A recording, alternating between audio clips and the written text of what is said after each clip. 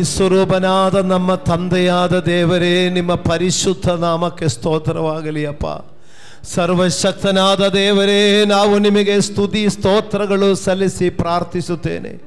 ರಾಜಾದಿರಾಜನು ಕರ್ತಾದಿಕರ್ತನೂ ಆಗಿರುವ ದೇವರೇ, ನಿಮಗೆ ಘನ ಮಾನ ಮಹಿಮಗಳು ಸಲ್ಲಿಸಿ ನಾವು ನಿಮಗೆ ಪ್ರಾರ್ಥಿಸುತ್ತೇನೆಪ್ಪ. ದೇವರೇ, ನೀವು ಪ್ರೀತಿ ಸ್ವರೂಪಿಯಾಗಿರುವ ಹಾಗೆ ನೀವು ನಮಗೆ ಮಾಡಿರುವ ಸಕಲ ಉಪಕಾರಗಳಿಗಾಗಿಯೂ ದೇವರೇ ನಾವು ನಿಮ್ಮನ್ನು ಸ್ತುತಿಸಿ ಕೊಂಡಾಡಿ ಪ್ರಾರ್ಥಿಸುತ್ತೇನೆ. ನೀ ಆರಾಧನೆಗೆ ಯೋಗ್ಯನಾಗಿದ್ದಕ್ಕಾಗಿ ನಿಮಗೆ ಸ್ತೋತ್ರಪ್ಪ. ನೀ ಸಕಲ ಘನತೆಗೆ ಯೋಗ್ಯನಾಗಿದ್ದಕ್ಕಾಗಿ ನಿಮಗೆ ಸ್ತೋತ್ರ. ಸಕಲ ಮಹಿಮೆಗೆ ಪಾತ್ರನಾಗಿದ್ದ ದೇವರೇ ನಿಮಗೆ ಸ್ತೋತ್ರ. ದೇವರೇ, ನೀವು ನಮ್ಮ ಮೇಲೆ ಮಾಡಿದ ಮಹಾಪ್ರೀತಿಗಾಗಿ ಸ್ತೋತ್ರ. ನಾವು ನಿಮ್ಮನ್ನು ಪ್ರೀತಿಸುತ್ತೇನೆ ಸ್ವಾಮಿ. ನೀವು ನಮ್ಮ ಮೇಲೆ ಪ್ರೀತಿ ತೋರಿ ತನ್ನ ಏಕ ಮಗನನ್ನು, ಒಬ್ಬನೇ ಮಗನನ್ನು ಕೊಟ್ಟಿರುವಾಗ ದೇವರೇ, ನಾವು ನಿಮ್ಮ ಮೇಲೆ ಪ್ರೀತಿ ಇಟ್ಟು ನಿಮಗಾಗಿ ನಮ್ಮನ್ನೇ ಸಮರ್ಪಿಸುತ್ತೇನೆ. ಪ್ರೀತಿಸುತ್ತೇನೆ ಯೇಸಪ್ಪ, ಪ್ರೀತಿಸುತ್ತೇನೆ ದೇವರೇ, ನಿಮ್ಮನ್ನು ಪ್ರೀತಿಸುತ್ತೇನೆ. ಯಾವನಾದರೂ ನನ್ನನ್ನು ಪ್ರೀತಿಸುವುದಾದರೆ ನನ್ನ ಆಜ್ಞೆಗಳನ್ನು ಕೈಕೊಂಡು ನಡೆಯುವಿರಿ. ನಾನು ಅವನನ್ನು ಪ್ರೀತಿಸುವೆನು, ತಂದೆಯು ಅವನನ್ನು ಪ್ರೀತಿಸುವನು. ನಾವಿಬ್ಬರು ಅವನ ಬಳಿಯಲ್ಲಿ ಬಂದು ಬಿಡಾರ ಮಾಡಿಕೊಂಡಿರುವೆನು. ಹೌದಪ್ಪ, ನೀವು ನಮ್ಮ ಬಳಿಯಲ್ಲಿ ಬಂದು ಬಿಡಾರ ಮಾಡಿಕೊಂಡಿರುವ ಹಾಗೆ ನಿಮಗೂ ನಮಗೂ ಒಂದು ಅನ್ಯೋನ್ಯತೆ, ನಿಮಗೂ ನಮಗೂ ಒಂದು ಐಕ್ಯತೆ. ನೀವು ನಮ್ಮಲ್ಲಿಯೂ ನಾವು ನಿಮ್ಮಲ್ಲಿಯೂ ನೆಲೆಗೊಂಡಿರುವ ಆ ಅನ್ಯೋನ್ಯತೆ ನಮಗೆ ದಯಪಾಲಿಸು ದೇವರೇ. ಇವತ್ತು ನೀವು ಕೊಟ್ಟಿರುವ ವಚನಕ್ಕಾಗಿ ಸ್ತೋತ್ರ. ಕೇಳುವ ವಚನಗಳು ಹೃದಯಗಳಲ್ಲಿ ದೇವರೇ ಕೀಲು ಮಜ್ಜೆಗಳಲ್ಲಿ ತೂರಿ ಹೋಗಿ ಪ್ರಾಣ ಆತ್ಮಗಳನ್ನು ವಿವೇಚಿಸಿ ಅವುಗಳು ಕಾರ್ಯ ಸಾಧ್ಯ ಮಾಡಲಿ. ವಚನ ಕಾರ್ಯ ಸಾಧ್ಯ ಮಾಡಲಿ. ನಿನ್ನ ದಾಸರಾದ ನನ್ನನ್ನು ಒಂದು ಪಾತ್ರೆಯಾಗಿ ಉಪಯೋಗಿಸು ದೇವರೇ. ವಚನ ನಿಮ್ಮದೇ ಆಗಿರಲಿ, ಆಲೋಚನೆಗಳು ನಿಮ್ಮದೇ ಆಗಿರಲಿ, ಶಬ್ದ ಮಾತ್ರ ನನ್ನದಿರಲಿ. ದೇವ, ಈ ಮಕ್ಕಳಿಗೆ ನೀವು ಮಾತಾಡು, ನಿಮ್ಮ ಸ್ವರ ಕೇಳಲಿ, ನಿಮ್ಮ ಆಲೋಚನೆ ಕೇಳಲಿ. ನಿಮ್ಮಿಂದ ಹೊಂದಿಕೊಂಡು ನಿಮ್ಮೊಂದಿಗೆ ಐಕ್ಯವಾಗಿರಲಿಕ್ಕೆ ಮಕ್ಕಳೆಲ್ಲರಿಗೂ ಕೃಪೆ ನೀಡಿ. ಬಂದ ಮಕ್ಕಳನ್ನು ಸಂತೈಸು. ರೋಗಿಗಳಾಗಿ ಬಂದವರು ಯೇಸುವಿನ ನಾಮದಲ್ಲಿ ಇವತ್ತು ಸೌಖ್ಯದೊಂದಿಗೆ ಹೋಗಲಿ. ಬಲಹೀನರಾಗಿ ಬಂದವರು ಇವತ್ತು ಬಲ ಹೊಂದಿಕೊಂಡು ಹೋಗಲಿ. ನಿರಾಶೆಯಲ್ಲಿ ಬಂದವರು ನಿರೀಕ್ಷೆಯೊಂದಿಗೆ ಹೋಗಲಿ. ದೇವರೇ, ಸಂಕಟಗಳಲ್ಲಿ ಕಷ್ಟಗಳಲ್ಲಿ ಬಂದವರು ಒಂದು ದೊಡ್ಡ ಸಮಾಧಾನದೊಂದಿಗೆ ಹೋಗೋದಾಗಲಿ. ಪವಿತ್ರಾತ್ಮನು ಇದರ ಮಧ್ಯದಲ್ಲಿ ಕಾರ್ಯ ಮಾಡುವುದಾಗಲಿ. ತಂದೆ, ನಿನ್ನ ಪಾದ ಸನ್ನಿಧಿಯಲ್ಲಿ ನಮ್ಮೆಲ್ಲರನ್ನು ಕೂಡ ತಗ್ಗಿಸಿಕೊಂಡು ಪ್ರಾರ್ಥಿಸುತ್ತೇನೆ. ಪರಲೋಕದ ತಂದೆಯಾದ ದೇವರೇ, ಆಮೇನ್. ಪ್ರಾರ್ಥನೆ ಕೇಳಿದ ದೇವರಿಗೆ ಎರಡು ಕೈಗಳೆತ್ತಿ ಸ್ತೋತ್ರ ಮಾಡೋಣ.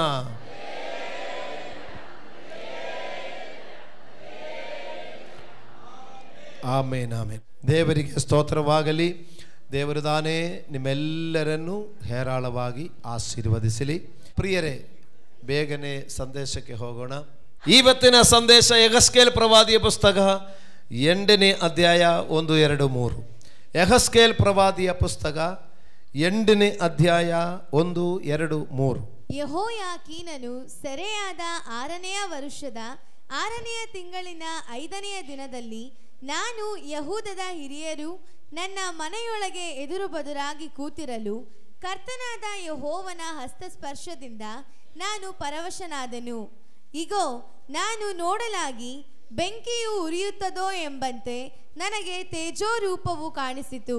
ಸೊಂಟದ ಹಾಗೆ ತೋರುವ ಅದರ ಮಧ್ಯಭಾಗದಿಂದ ಕೆಳಗಡೆ ಬೆಂಕಿಯು ಉರಿಯುತ್ತಿತ್ತು. ಅದರ ಮಧ್ಯಭಾಗದಿಂದ ಮೇಲ್ಗಡೆ ಸುವರ್ಣವು ತಳತಳಿಸುತ್ತದೋ ಎಂಬಂತೆ ಅದ್ಭುತ ಕಾಂತಿಯು ಹೊಳೆಯಿತು. ಹಲ್ಲೆಲೂಯಾ! ದೇವರ ವಾಕ್ಯ ಈಗ ನಾವು ಓದಿರುವಾಗೆ ನಾವು 2 ವಾರಗಳ ಹಿಂದೆ 139ನೇ ಕೀರ್ತನೆಯಲ್ಲಿ ನಾವು ವಚನಗಳು ಧ್ಯಾನ ಮಾಡಿದೆ. ಆ ವಚನದಲ್ಲಿ ಯೆಹೋವನು ನಮ್ಮನ್ನು ನೋಡುತ್ತಾ ಇದ್ದಾನೆ. ನಾವು ಹೋಗುವುದು ದೇವರಿಗೆ ಗೊತ್ತು, ನಾವು ಬರುವುದು ಗೊತ್ತು, ನಮ್ಮ ಹೃದಯದ ಆಲೋಚನೆಗಳು ದೇವರಿಗೆ ಗೊತ್ತು, ನಮ್ಮ ನಡತೆಯು ದೇವರಿಗೆ ಗೊತ್ತು. ಹಲ್ಲೆಲೂಯಾ! ಇವತ್ತು ನಾವು ದೇವರನ್ನು ನೋಡೋದು ಬಗ್ಗೆ ಹೇಳ್ತಾ ಇದ್ದೇನೆ. ಆವತ್ತು ಈಗ 2 ವಾರಗಳು ದೇವರು ನಮ್ಮನ್ನು ನೋಡೋದು ಬಗ್ಗೆ ನಾವು ನೋಡಿದೆ. ಇವತ್ತಿನ ವಾಕ್ಯ ನಾವು ದೇವರನ್ನು ನೋಡುವವರು. ಹಲ್ಲೆಲೂಯಾ. ಒಬ್ಬರಿಗೊಬ್ಬರು ಮುಖ ನೋಡಿಕೊಂಡು ಸಂತೋಷವಾಗಿ ನೆಗೆತ ಹೇಳಿ, ಬ್ರದರ್ ಸಿಸ್ಟರ್, ನಾವು ದೇವರನ್ನು ನೋಡುವರೆ. ಕೆಲವರೆಲ್ಲ ದೇವರನ್ನು ನೋಡಿದ ಕೆಲ ಉದಾಹರಣೆ ನಾನು ಹೇಳಿಕೊಳ್ಳಲಿಕ್ಕೆ ಇಷ್ಟಪಡ್ತೇನೆ.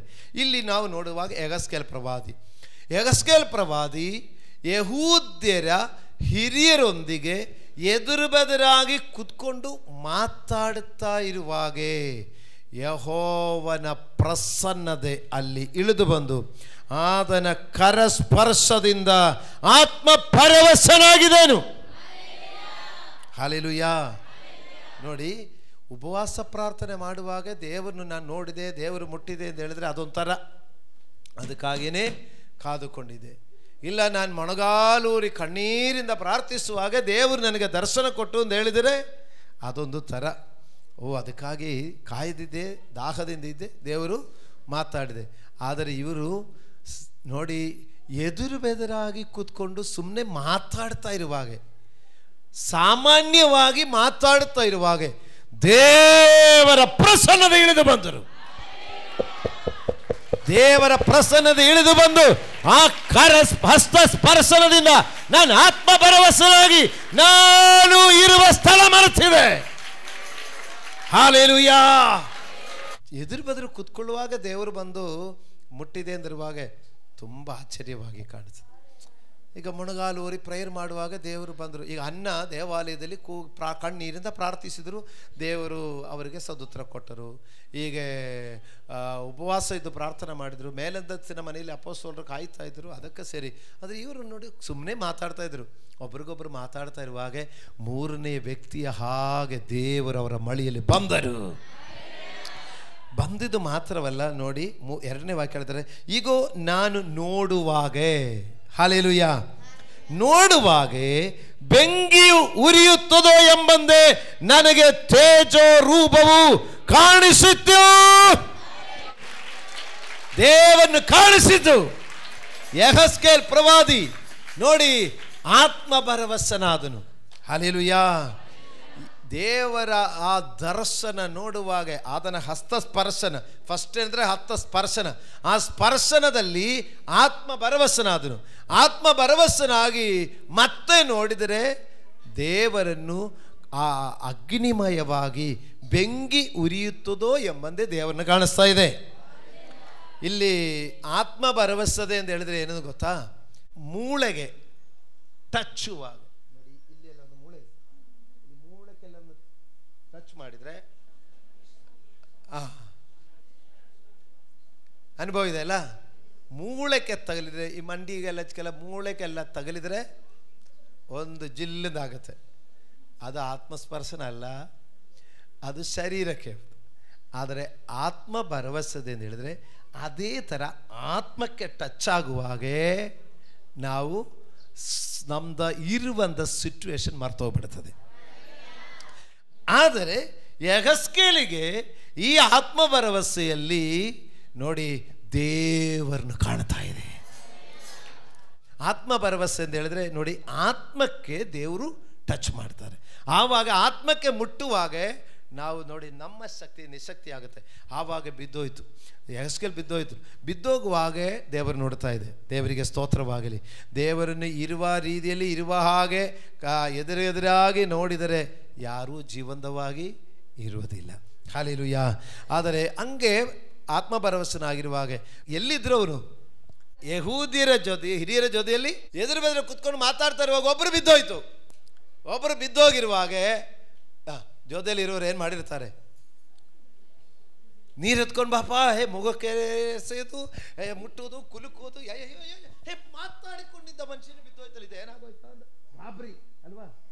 ಹೌದಲ್ವಾ? ಹಲ್ಲೆಲೂಯಾ. ಆತ್ಮ ಭರವಸೆ ನೋಡಿ, ನಾವು ಈ ಆತ್ಮ ಭರವಸೆಯಲ್ಲಿ ಯೆಹೆಸ್ಕೇಲು ದೇವರನ್ನು ನೋಡಿದ್ದಾರೆ.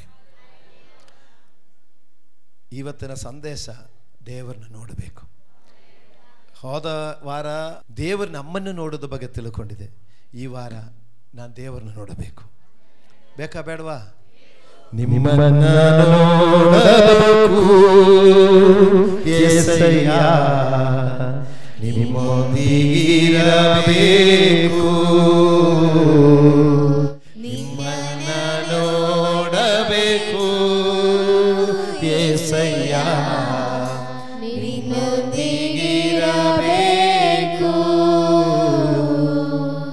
ನಿನ್ನ ಜೊತೆ ಬಾಳಬೇಕು యేసయ్య, ನಿನ್ನೊಂದಿಗೆ ನಡೆಯಬೇಕು.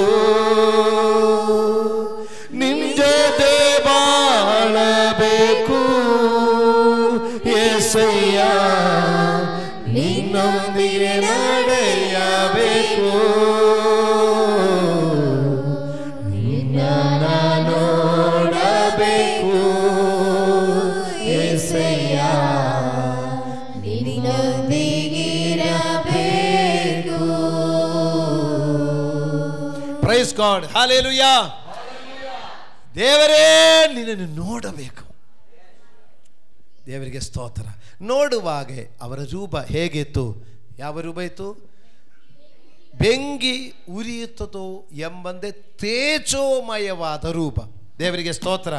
ದೇವರನ್ನು ನಾವು ಹುಡುಕುವಾಗ, ನಾವು ಪ್ರಾರ್ಥನೆಗೆ ಕಣ್ಣುಗಳು ಮುಚ್ಚಿ ಪ್ರಾರ್ಥಿಸುವಾಗ, ನಾನು ಇದಕ್ಕೂ ಮುಂಚೆನೇ ಕೇಳಿದೆ ಒಂದು ಸಾರಿ, ನೀವು ಕಣ್ಣು ಮುಚ್ಚಿ ಪ್ರಾರ್ಥಿಸುವಾಗ ನಿಮ್ಮ ಮುಂದೆ ದೇವರ ಒಂದು ರೂಪದಲ್ಲಿ, ಯಾವ ರೂಪದಲ್ಲಿ ನೀವು ಪ್ರಾರ್ಥನೆ ಮಾಡ್ತೀರಾ?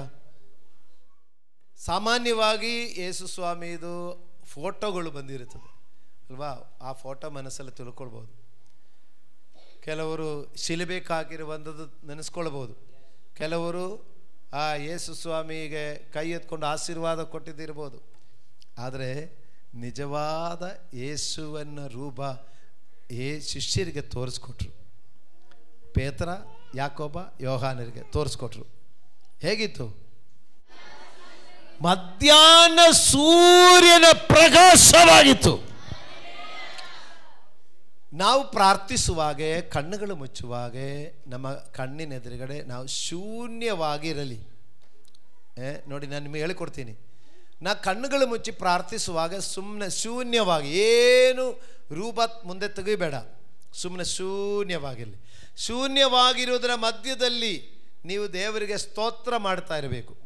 ಹಂಗೆ ಸ್ತೋತ್ರ ಮಾಡ್ತಾ ಮಾಡ್ತಾ ಅನ್ಯ ಭಾಷಾ ವರಗಳಿದ್ದರೆ ಅನ್ಯ ಭಾಷೆಗಳಲ್ಲಿ ಸ್ತುತಿಸ್ತಾ ಇರಬೇಕು. ಹಂಗೆ ಸ್ತುತಿ ಮಾಡ್ತಾ ಮಾಡ್ತಾ ಮಾಡ್ತಾ ಮಾಡ್ತಾ ಮಾಡ್ತಾ ಇರುವಾಗೆ ನಿಮಗೆ ಬೆಳಕು ಕಾಣಬಹುದು. ಈಗ ಸುಮ್ಮನೆ ನಾವು ಕಣ್ಮುಚ್ಚುವಾಗ ನಮಗೆ ಏನು ಕಾಣಿಸುತ್ತೆ? ಕತ್ತಲೆ ಕಾಣಿಸುತ್ತೆ ಅಲ್ವಾ? ಸುಮ್ಮನೆ ಇರುವಾಗ ನಾವು ಕಣ್ಮುಚ್ಚಿದ್ರೆ ಫಸ್ಟ್ ಕತ್ತಲೆ. ಆ ಕತ್ತಲೆಯಲ್ಲಿ ನಾವು ದೇವರನ್ನು ಧ್ಯಾನಿಸ್ತಾ ಧ್ಯಾನಿಸ್ತಾ ಬೆಳಕಾಗುತ್ತೆ. ಆ ಬೆಳಕು ಪ್ರಕಾಶವಾಗುತ್ತಾ ಆಗುತ್ತಾ ಆಗುತ್ತಾ ಅದರದ ನೆಕ್ಸ್ಟ್ ರೇಂಜಕ್ಕೆ ಹೋಗುವಾಗೆ ಉರಿಯುವ ಜ್ವಾಲೆಯಾಗಿ ಕಾಣಿಸುತ್ತದೆ. ಆ ಉರಿಯುವ ಜ್ವಾಲೆ ಬರೀ ಜ್ವಾಲೆ ಮಾತ್ರ ಕಾಣಿಸ್ತಾ ಮತ್ತು ದೇವರನ್ನು ಧ್ಯಾನಿಸ್ತಾ ಇರುವಾಗ ಆ ಜ್ವಾಲೆಯಲ್ಲಿ ಒಂದು ಚಲನೆಗಳು ಕಾಣಿಸುತ್ತದೆ. ಆ ಚಲನೆಗಳಲ್ಲಿ ಹಂಗೇ ಧ್ಯಾನಿಸ್ತಾ ಇರುವಾಗ ಆ ಜ್ವಾಲೆಯಿಂದ ಏನೋ ನಮಗೆ ಮಾತಾಡ್ತಾ ಇರೋದನ್ನು ಕೇಳಿಸ್ಕೊಳ್ಳಿಕ್ಕಾಗುತ್ತದೆ. ಹಲ್ಲೆಲೂಯಾ, ದೇವರಿಗೆ ಮಹಿಮೆಯಾಗಲಿ. ಪ್ರಿಯರೇ, ನಾವು ಧ್ಯಾನಿಸಬೇಕು. ಧ್ಯಾನಿಸುವಾಗೆ ನಿಜವಾದ ದೇವರ ರೂಪ, ಅವರು ದಹಿಸುವ ಅಗ್ನಿಯಾಗಿದ್ದಾರೆ, ತೇಜೋಮಯವಾದ ಅಗ್ನಿ ಸ್ವರೂಪಿಯಾಗಿದ್ದಾರೆ. ದೇವರು ಹೇಗಿದ್ದಾರೆ ಅಂತ ಕೇಳಿದರೆ ಅಗ್ನಿಯಾಗಿದ್ದಾರೆ. ಹಲ್ಲೆಲೂಯಾ. ಆ ಅಗ್ನಿಯಲ್ಲಿ ಯೆಹೆಜ್ಕೇಲ ನೋಡುವಾಗೆ ನೋಡಿ, ಒಂದು ಅಗ್ನಿ ಸ್ತಂಭ. ಇಸ್ರಾಯೇಲ್ ಮಕ್ಕಳು ಪ್ರಯಾಣ ಮಾಡುವಾಗ, ಅದೆಲ್ಲ ವಾಕ್ಯ ತೋರಿಸಲ್ಲ ನಿಮ್ಗೆ ಗೊತ್ತಿರೋದ್ರಿಂದ, ಇಸ್ರಾಯೇಲ್ ಮಕ್ಕಳು ಪ್ರಯಾಣ ಮಾಡುವಾಗ ಅವರ ಮುಂದೆ ದೇವರು ಹೋಗುತ್ತಾ ಇದ್ರು. ಹೇಗೆ ಹೋಗ್ತಾ ಇದ್ರು? ರಾತ್ರಿ ಅಗ್ನಿ ಸ್ತಂಭವಾಗಿ, ಹಗಲು ಮೇಘ ಸ್ತಂಭವಾಗಿ. ಹಲ್ಲೆಲೂಯಾ, ಗಮನಿಸ್ಕೊಳ್ಳಿ. ಆದರೆ ಬರೀ ದೇವರು ಮುಂದೆ ಹೋಗ್ತಾ ಇದೆ.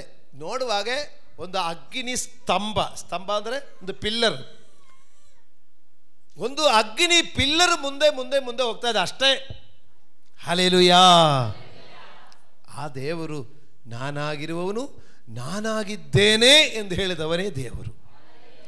ಇಲ್ಲಿ ಅಗ್ನಿ ಸ್ತಂಭ ಕಾಣಿಸುತ್ತೆ. ಆ ಅಗ್ನಿ ಸ್ತಂಭದಲ್ಲಿ ಒಂದು ಮಧ್ಯಭಾಗದಿಂದ ಕೆಳಗಡೆ ಅಗ್ನಿ ಉರಿಯುತ್ತದೋ ಎಂಬ ಕಾಣಿಸ್ತಾ ಇದೆ. ಈ ಮಧ್ಯಭಾಗದಿಂದ ಮೇಲಕ್ಕೆ ಸುವರ್ಣವು ದಳದಳಿಸುತ್ತದೋ ಎಂಬುದೇ ಕಾಣಿಸ್ತಾ ಇದೆ.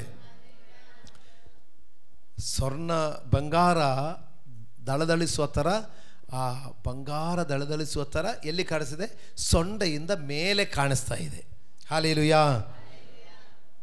ಮತ್ತು ಭುಜದ ಹಾಗೆ ಆ ಸ್ತಂಭದ ಮೇಲೆ ಒಂದು ಹಸ್ತ, ಅದು ಬೆಂಕಿಯಲ್ಲಿ ಒಂದು ಹಸ್ತ ಥರ ಚಾಚಿಕೊಂಡು ಬರ್ತಾ ಇದೆ. ಆದರೆ ಮಜ್ಜೆ ಮಾಂಸ ಅಲ್ಲ, ಹಸ್ತ ಥರ, ಮನುಷ್ಯನ ಹಸ್ತದ ರೀತಿಯಲ್ಲಿ ಮುಂದಕ್ಕೆ ಬರುವುದು ಯಾವುದು? ಬೆಂಕಿ ಮುಂದೆ ಬರ್ತಾ ಇದೆ. ಹತ್ತಿ ಉರಿಯುವ ಅಗ್ನಿ, ಕಾರ್ಯ ಸಾಧ್ಯ ಮಾಡುವ ಅಗ್ನಿ. ಆ ಅಗ್ನಿ ನೋಡಿ, ಭುಜದಲ್ಲಿ ಒಂದು ಹಸ್ತ ಥರ ಚಾಚಿಕೊಂಡು ಬರ್ತಾ ಇದೆ. ಆ ಹಸ್ತ ಥರ ಚಾಚಿಕೊಂಡು ಬರುವಂಥ ಅಗ್ನಿ ನೋಡಿ, ಹೆಗಸ್ಕೇಲ್ ಪ್ರವಾದಿಯ ಚಂಡಿಗೆ ಮೇಲೆ ಹಿಡ್ಕೊಂಡರು. ಚಂಡಿಗೆ ಅಂತ ಹೇಳಿದರೆ ಕೂದಲು, ಜುಟ್ಟು ಹಿಡ್ಕೊಂಡ ಮೇಲೆ ಮತ್ತೆ ನೋಡಿದರೆ ಯೆರೂಸಲೇಮ್ ದೇವಾಲಯದ ಒಳಗಡೆ ಕಾಣಿಸ್ತಾ ಇದೆ. ಅಲ್ಲಿ ನಡೆಯುವುದನ್ನು ತೋರಿಸಿಕೊಡ್ತಾ ಇದೆ. ಹಲ್ಲೆಲೂಯಾ. ಯೆಹೂದ್ಯರ ಹಿರಿಯರ ಜೊತೆಯಲ್ಲಿ ಎದುರು ಬೆದರು ಕೂತ್ಕೊಂಡು ನಮ್ಮ ಸಾಮಾನ್ಯವಾದ ವಿಷಯಗಳು ಮಾತಾಡಿಕೊಂಡಿದ್ದ ಈಗ ಯೆಹೆಜ್ಕೇಲನು ಈಗ ಯೆರೂಸಲೇಮ್ ದೇವಾಲಯದೊಳಗಡೆ ಹೋಗಿದ್ದಾನೆ. ಈ ಹಿರಿಯರು ಪಾಪ ಯೆಹೆಜ್ಕೇಲನ ದೇಹಕ್ಕೆ ಕುಲುಕ್ತಾ ಇರ್ಬೋದು, ಮುಖಕ್ಕೆ ನೀರೆಸ್ತಾ ಇರ್ಬೋದು. ಅಯ್ಯೋಯ್ಯೋ ಏನಾಗೋಯ್ತಪ್ಪ, ನಮ್ಮ ಹತ್ರ ಮಾತಾಡಿಕೊಂಡು ಮನುಷ್ಯನ ಹಂಗೆ ಬಿದ್ದೋಯ್ತಲ್ಲ, ಹಾರ್ಟ್ ಅಟ್ಯಾಕ್ ಆಯ್ತಾ, ಏನಾಗೋಯ್ತು ಅಂತೆಲ್ಲ ಅವರು ಮಾತಾಡ್ತಾ ಇರ್ಬೋದು. ಆವಾಗ ದೇಹ ಇಲ್ಲಿ ಇದೆ, ಯೆಹೆಜ್ಕೇಲ ಎಲ್ಲಿದ್ದಾನೆ? ಯೆಹೆಜ್ಕೇಲನ ಆತ್ಮವನ್ನು ದೇವರು ತಕೊಂಡು ಹೋಗಿ ಯೆರೂಸಲೇಮ್ ದೇವಾಲಯದೊಳಗಡೆ ತೋರಿಸ್ತಾ ಇದೆ. Hallelujah, hallelujah, hallelujah. ದೇವರು ಮನುಷ್ಯರನ್ನು ದೇಹ ಸಹಿತವಾಗಿ ತೆಗೆದುಕೊಂಡು ಹೋಗ್ತಾರೆ, ದೇಹ ಬಿಟ್ಟು ಬರೀ ಆತ್ಮ ಮಾತ್ರ ತಕೊಂಡು ಹೋಗುತ್ತಾರೆ. ಫಿಲಿಪ್ಪಿನನ್ನು ಗಂಜುಗಿಗೆ ಸುವಾರ್ತೆ ಸಾರಿ ದೀಕ್ಷಾಸ್ನಾನ ಮಾಡಿ ಹಂಗೆ ದೇಹ ಸಹಿತ ಎತ್ಕೊಂಡು ಹೋಗಿಬಿಟ್ಟಿದ್ದಾರೆ. ಹಲ್ಲೆಲೂಯಾ. ಪೌಲಪೊಸ್ತಲನು ಹೇಳ್ತಾನೆ, ನಾನು ಒಂದು ಸಾರಿ ಮೂರನೆಯ ಸ್ವರ್ಗಕ್ಕೆ ಹೋಗಿದ್ದೆ, ದೇಹ ಸಹಿತವಾಗಿ ಹೋಗಿದೆಯೋ ದೇಹ ರಹಿತನಾಗಿ ಹೋಗಿದೆಯೋ ನನಗೆ ಗೊತ್ತಿಲ್ಲ ಅಂತ ಹೇಳ್ತಾರೆ. ಹಲ್ಲೆಲೂಯಾ. ಒಟ್ಟಕ್ಕೆ ಹೋಗಿದ್ದಾರೆ. ದೇವರಿಗೆ ಸ್ತೋತ್ರ. ನಾವು ಆತ್ಮ ಭರವಸದಲ್ಲಿ ನಾವು ಇರುವ ಸ್ಥಳ ಬಿಟ್ಟು ಹೋಗುವಾಗ ದೇವರು ತೋರಿಸ್ತಾರೆ. ಅದು ನೋಡುವವನು ದೀರ್ಘದರ್ಶಿ ಎಂದು ಹೆಸರಿದೆ ಪ್ರವಾದಿಗಳಿಗೆ. ಈ ದರ್ಶನ ಯಾವಾಗ ಕಾಣೋದು? ಆತ್ಮವಿವಶತೆಯಲ್ಲಿ ದೇವರು ತೋರಿಸ್ತಾ ಇದ್ದಾರೆ. ಇದು ಯಾವಾಗ ಸಾಧ್ಯ ಆಗೋದು? ಶರೀರದಿಂದ ಆತ್ಮ ದೈವ ದರ್ಶನದ ಕಡೆಗೆ ಹೋಗುವಾಗ ಸಾಧ್ಯ ಆಗೋದು. ಆದರೆ ನಾವು ಶಾರೀರಿಕವಾದ ಭೌತಿಕವಾದ ದೃಷ್ಟಿ ಉಳ್ಳವರಾಗಿರುವಾಗ ಭೌತಿಕವಾದುದು ಕಾಣುತ್ತದೆ. ಇಲ್ಲಿದ್ದೀರಾ? ಇಲ್ಲಿದ್ದೀರಾ? ನಮ್ಮ ದೃಷ್ಟಿ ಈ ಭೌತಿಕವಾದವುಗಳ ಮೇಲೆ ಇದ್ದರೆ ನಾವು ಭೌತಿಕವಾದವುಗಳೇ ಕಾಣೋದು. ನಮ್ಮ ದೃಷ್ಟಿ, ಹೃದಯದ ದೃಷ್ಟಿ ಸ್ವರ್ಗೀಯವಾದದನ್ನು ಕಾಣಬೇಕು ಎಂದು ಬಯಸಿದರೇನೆ ಸ್ವರ್ಗದಲ್ಲಿರೋದು ಕಾಣೋದು. ಹಲ್ಲೆಲೂಯಾ. ಅನೇಕರ ದೃಷ್ಟಿ ಅನೇಕ ವಿಷಯಗಳಲ್ಲಿ ಇರುತ್ತದೆ. ಕೆಲವರಿಗೆ ನನಗೊಂದು ಒಳ್ಳೆ ಮೊಬೈಲ್ ತಗೊಳ್ಬೇಕು, ಕಾಸ್ಟ್ಲಿ ಮೊಬೈಲ್ ತಗೊಳ್ಬೇಕು. ಕೆಲವರಿಗೆ ಒಳ್ಳೆ ಒಂದು ಗಾಡಿ ತಗೊಳ್ಬೇಕು. ಕೆಲವರಿಗೆ ನನಗೊಳ್ಳೆ ಮನೆ ಕಟ್ಟಬೇಕು. ಈ ಥರ ಭೌತಿಕವಾದವುಗಳ ಮೇಲೆ ಹೀಗೆ ನಿಮ್ಮ ಆಸೆ ನನಗೆ ದೇವರನ್ನು ನೋಡಬೇಕು ಅಂತಾಗಿದರೆ ಅವರು ನಿಮ್ಮನ್ನು ಸ್ಪರ್ಶಿಸಿ ನಿಮ್ಮ ಆತ್ಮವನ್ನು ತೆಗೆದು ನಿನಗೆ ಮುಂದಕ್ಕೆ ಬೇಕಾಗದನ್ನು ಅವರು ತಿಳಿಸಿಕೊಡ್ತಾನೆ. ನಿನಗೆ ಆಗಬೇಕಾಗಿರೋನು ಅವನು ತೋರಿಸಿಕೊಡ್ತಾನೆ. ಯೆಹೆಜ್ಕೇಲ್ ಪ್ರವಾದಿಯನ್ನು ಮಾತಾಡಿಕೊಂಡಿದ್ದ ಪ್ರವಾದಿಯನ್ನು ದೇವರು ಕರ್ಕೊಂಡೋಗಿ ಯೆರೂಸಲೇಮ್ ದೇವಾಲಯವನ್ನು ತೋರಿಸಿಕೊಂಡು ನೀನಿದು ನೋಡು ಅಂತ ಹೇಳ್ತಾ ಇದ್ದಾನೆ. Hallelujah, hallelujah. ನೋಡಿ ಮಕ್ಕಳೇ, ನಾವು ದರ್ಶನ ದೇವರಿಂದ ತಿಳ್ಕೊಂಡು ದೇವರಿಂದ ಪಡೆದುಕೊಂಡು ನಾವು ಮುಂದೆ ಹೋದರೆ ಎಷ್ಟು ಫ್ರೀ ಆಗುತ್ತೆ ಗೊತ್ತಾ? ನಾವು ದರ್ಶನ ಇಲ್ಲದೆ ಪ್ರಾರಂಭಿಸಿದರೆ ಅದು ಮುಕ್ತಿಗೊಳಿಸಲಿಕ್ಕಾಗಲ್ಲ. ಒಂದು ವಾಹನ ತಕ್ಕೊಂಡಿದೆ, ನೀ ದರ್ಶನ ಇಲ್ಲದ ತಕ್ಕೊಂಡಿದ್ರೆ EMI ಕಟ್ಟದ ಯಾರು? ಫೈನಾನ್ಸ್ ಅವರು ಎತ್ಕೊಂಡು ಹೋಗ್ಬಿಡ್ತಾರೆ. ನೀ ದರ್ಶನ ಪಡ್ಕೊಂಡು ನಿನಗಾಗಿ ದೇವರು ಒಂದು ವಾಹನ ಕೊಡೋದನ್ನು ದರ್ಶನದಲ್ಲಿ ತಕ್ಕೊಂಡಿದ್ರೆ ಅದನ್ನು ಮುಟ್ಟಿಲಿಕ್ಕೆ ಯಾವ ಶಕ್ತಿಗೂ ಆಗಲ್ಲ. ಅದಕ್ಕೆ ದರ್ಶನ ಬಯಸಬೇಕು. ನಮ್ಮ ಚೇಂಜ್ ಮಾಡು, ನಮ್ಮ ಮನೋಭಾವಗಳು ಚೇಂಜ್ ಆಗಲಿ. ಎಲ್ಲರೂ ನನ್ನನ್ನು ನೋಡಬೇಕು, ನನ್ನನ್ನು ಹೊಗಳಬೇಕು, ನನ್ನನ್ನು ಎತ್ತಿ ಇಡಬೇಕು, ನನ್ನನ್ನು ಮೇಲಕ್ಕಿಡಬೇಕು ಅಂದೆಲ್ಲ ಬೇಕಾಗಿಲ್ಲ. ನೋಡಿ, ತನ್ನನ್ನು ದೇವರ ಮುಂದೆ ತಗ್ಗಿಸಿಕೊಳ್ಳೋರ್ನು ದೇವರೇ ಹೆಚ್ಚಿಸಿಕೊಳ್ಳುತ್ತಾರೆ. ಯೆಹೆಜ್ಕೇಲನ್ನು ನೋಡಿದರು. ಯೆಹೆಜ್ಕೇಲ್ ನೋಡಿದರಿಂದ ಅವನಿಗೆ ದೇವಾಲಯದಲ್ಲಿ ನಡೆಯುವಂಥ ಕಾರ್ಯಗಳು ತೋರಿಸಿಕೊಟ್ಟಿರು. ದೇವರಿಗೆ ಸ್ತೋತ್ರ. ಮತ್ತೆ ನಾವು ನೋಡುವಾಗ ವಿಮೋಚನಕಾಂಡ ಪುಸ್ತಕ 3ನೇ ಅಧ್ಯಾಯದಲ್ಲಿ ನೋಡುವಾಗ ಮೋಸೆಯನ್ನು ದೇವರು ದರ್ಶನ ಕೊಟ್ಟಿದ್ದರು. ನಮಗೆಲ್ಲ ಗೊತ್ತಿದೆ. ವಿಮೋಚನಕಾಂಡ ಪುಸ್ತಕ 3ನೇ ಅಧ್ಯಾಯ 2ನೇ ವಾಕ್ಯ. ಅಲ್ಲಿ ಮುಳ್ಳಿನ ಪೊದೆಯೊಳಗೆ ಉರಿಯುವ ಬೆಂಕಿಯಲ್ಲಿ ಯೆಹೋವನ ದೂತನು ಅವನಿಗೆ ಕಾಣಿಸಿಕೊಂಡನು. ಅದರ 4ನೇ ವಾಕ್ಯ ಹೇಳ್ತಾನೆ, ಅವನು ದಾರಿ ಬಿಟ್ಟಿದ್ದನ್ನು ಯೆಹೋವನು ಕಂಡನು. ದೇವರು ಆ ಪೊದೆಯೊಳಗಿಂದ ಮೋಸೆಗೆ ಮೋಸೆಯೇ ಮೋಸೆಯೇ ಎಂದು ಕರೆದನು. ಗಮನಿಸಿ, ಮುಳ್ಳು ಪೊದೆಯೊಳಗೆ ದೇವರನ್ನು ಮೋಸೆ ನೋಡುವಾಗ, ಮೋಸೆ ಅಲ್ಲಿ ಏನಂದ್ರೆ ದೇವರ ದೂತನು ಎಂದು ಫಸ್ಟ್ ಹೇಳಿದೆ. ಆದರೆ 4ನೇ ವಾಕ್ಯದಲ್ಲಿ ಹೇಳ್ತಾರೆ, ಬೆಂಕಿಯೊಳಗಡೆಯಿಂದ ದೇವರು ಮಾತಾಡಿದರು. ಮೋಸೆಗೆ ಕಾಣಿಸಿಕೊಂಡ್ರು, ಬರೀ ದೂತನಲ್ಲ, ದೇವರೇ ಕಾಣಿಸಿಕೊಂಡಿದ್ದನು. ಮೋಸೆಗೆ ದೇವರು ಹೇಗೆ ಕಾಣಿಸ್ಕೊಂಡ್ರು? ಒಂದು ಕಡೆ ಮೋಸೆ ಕುರಿ ಮೇಯಿಸ್ತಾ ಇರುವಾಗ ಒಂದು ಕಡೆ ಮುಳ್ಳಿನ ಪೊದೆ ಹತ್ತಿ ಉರಿತಾ ಇದೆ. ಏನು ಈ ಕಾಡೊಳಗಡೆ ಯಾರು ಬೆಂಕಿ ಇಟ್ಟಿದೆ? ಸರಿ, ನೋಡ್ತಾ ಇರುವಾಗ ಮುಳ್ಳು ಪೊದೆ ಉರಿತಾ ಇದೆ ಉರಿತಾ ಇದೆ ಉರಿತಾ ಇದೆ. ಆದರೆ ಆ ಮುಳ್ಳು ಸುಟ್ಟೋಗ್ತಾ ಇಲ್ಲ, ಗಿಡ ಸುಟ್ಟೋಗ್ತಾ ಇಲ್ಲ, ಅದು ಸುಟ್ಟು ಉದಿರಿ ಕೆಳಗಡೆ ಬೂದಿ ಥರ ಬೀಳ್ತಾ ಇಲ್ಲ, ಉರಿತಾ ಇದೆ ಉರಿತಾ ಇದೆ. ಆವಾಗ ಇದು ಏನು ಎಂದು ನೋಡೋಣ. ಅವನು ಸ್ವಲ್ಪ ಹತ್ತಿರಕ್ಕೆ ಹೋಗಿದೆ. ಹಲ್ಲೆಲೂಯಾ. ಅವನ ಹತ್ತಿರ ಹೋಗುವಾಗ ಬೆಂಕಿಯೊಳಗಡೆಯಿಂದ ದೇವರು ಮಾತಾಡ್ತಾ ಇದ್ದಾರೆ, ಮೋಸೆ ಮೋಸೆ. ಕರೆದ ತಕ್ಷಣ ಏನು ಹೇಳಿದೆ? ಮೋಸೆ ಮೋಸೆ ಅಂತ ಹೇಳಿದ್ಬಿಟ್ಟು ಏನು ಆಮೇಲೆ ಏನು ಹೇಳಿದೆ? ಈಗೋ ನೀನು ನಿಂದಿರುವ ಸ್ಥಳ ಪರಿಶುದ್ಧ ಸ್ಥಳವಾಗಿದ್ದರಿಂದ ನಿನ್ನ ಕಾಲುಗಳಿಂದ ಕೆರೆಗಳನ್ನು ತೆಗೆದುಹಾಕು. ಏನು ಪರಿಶುದ್ಧ ಸ್ಥಳ ಅಂತ ಹೇಳಿದ್ರೆ ಏನಾದರೂ ಪುಲ್ಪಿಟ್ಟಲ್ಲೇ ನಿಂದ್ರೆ ಅವನು ಕಾಡಲ್ಲಿ ಕುರಿ ಮೇಯಿಸ್ತಾ ಇರುವಂಥ ಕಾಡಲ್ಲಿ. ಆದರೆ ದೇವರು ಹೇಳ್ತಾರೆ, ನಿನಗೆ ದೇವರು ಕಾಣಿಸಿಕೊಳ್ಳುವಂಥ ಸ್ಥಳ ಪರಿಶುದ್ಧ ಸ್ಥಳ. ಅದು ಕಾಡು ಬೆಟ್ಟಗಳಾಗಿರಬಹುದು, ಅದು ಮುಳ್ಳು ಪೊದೆಯಾಗಿರ್ಬೋದು, ಅದು ಗದ್ದೆಯಲ್ಲಿ ಆಗಿರ್ಬೋದು, ಪರಿಶುದ್ಧ ಸ್ಥಳ. ಅರ್ಥ ಆಗ್ತಾ ಇದೆಯಾ? ಅರ್ಥ ಆಗ್ತಾ ಇದೆಯಾ?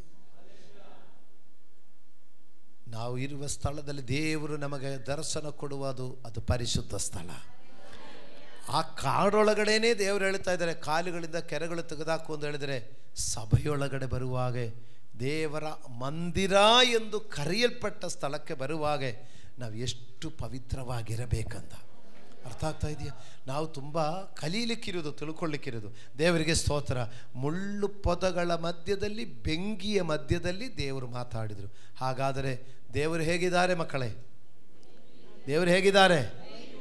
ದೇವರು ತೆಗಿಸುವ ಬೆಂಕಿಯಾಗಿದ್ದಾರೆ. ಬೆಂಕಿ ರೂಪದಲ್ಲಿ ದೇವರು ಕಾಣಿಸಿಕೊಂಡನು. ಆ ಬೆಂಕಿ ಒಳಗಡೆಯಿಂದ ದೇವರು ಅವನಿಗೆ ಮಾತನಾಡಿದನು. ಹಲ್ಲೆಲೂಯಾ. ಸರಿ, ದೇವರಿಗೆ ಸ್ತೋತ್ರ. ಅದೇ ಥರ ಮೋಸೆಗೆ ಈ ಬೆಂಕಿ ಒಳಗಡೆಯಿಂದ ಅವತ್ತು ಮಾತಾಡಿದೆ. ಮತ್ತು ದೇವರು ಮಾತಾಡ್ತಾ ಇರೋದು ಮೋಸೆ ಕೇಳಿಸ್ಕೊಳ್ಳೋದು, ಒಂದೊಂದು ಜವಾಬ್ದಾರಿ ಕೊಡೋದು, ಮಾಡಿಕೊಂಡು ಹೋಗೋದು. ಆದರೆ ದಿನಗಳೋಯ್ತು. ವಿಮೋಚನಕಾಂಡ ಪುಸ್ತಕ 33 ಅದರಲ್ಲಿ 18ನೇ ವಾಕ್ಯ ನೋಡಿ. ಅದಕ್ಕೆ ಮೋಶೆ, ನಿನ್ನ ಮಹಿಮೆಯನ್ನು ದಯಮಾಡಿ ನನಗೆ ತೋರಿಸು ಎಂದು ಕೇಳಲಾಗಿ, ಆತನು, ನನ್ನ ಸರ್ವೋತ್ತಮತ್ವವನ್ನು ನಿನ್ನೆದುರಾಗಿ ದಾಟಿ ಹೋಗುವಂತೆ ಮಾಡುವೆನು. ಯೆಹೋವನ ನಾಮದ ಮಹತ್ವವನ್ನು ನಿನ್ನೆದುರಾಗಿ ಪ್ರಕಟಿಸುವೆನು.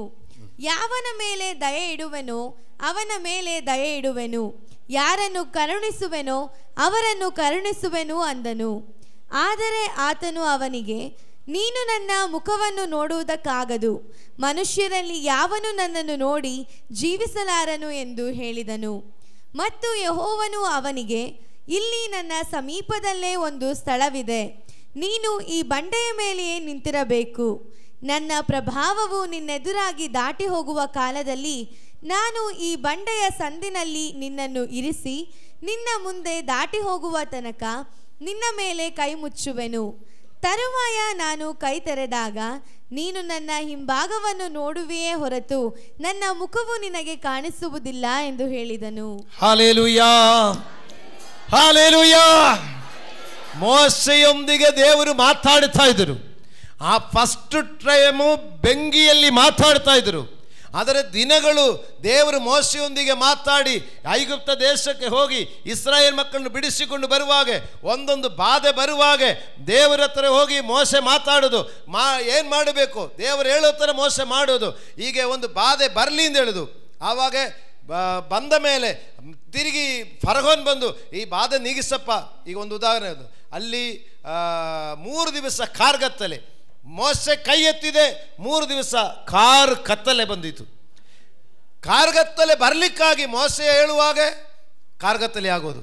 ಫರೋಹನು ಬಂದು ಅಯ್ಯೋ ನೋಡಿ ನಮ್ಮ ಊರಲ್ಲಿ ಕತ್ತಲೆ ಆಯಿತು, ಬೆಳಕೇ ಇಲ್ಲ, ಸರಿ ನಿಮ್ಮ ದೇವರ ಹತ್ರ ಕೇಳಿ ನಿಮ್ಮ ಜನರನ್ನು ಬಿಟ್ಟು ಬಿಡ್ತೀನಿ ಫರೋಹನು ಹೇಳುವಾಗ ಈ ಮಾತು ದೇವರ ಹತ್ರ ಮೋಶೆ ಬಂದು ಹೇಳೋದು, ದೇವರೇ ಫರೋಹನನು ಮಾನಸಾಂದ್ರ ಆಗಿದೆ, ಅದರಿಂದ ಕತ್ತಲೆ ತೆಗೆದಾಕು ಅಂತ ಹೇಳ್ತಾನೆ.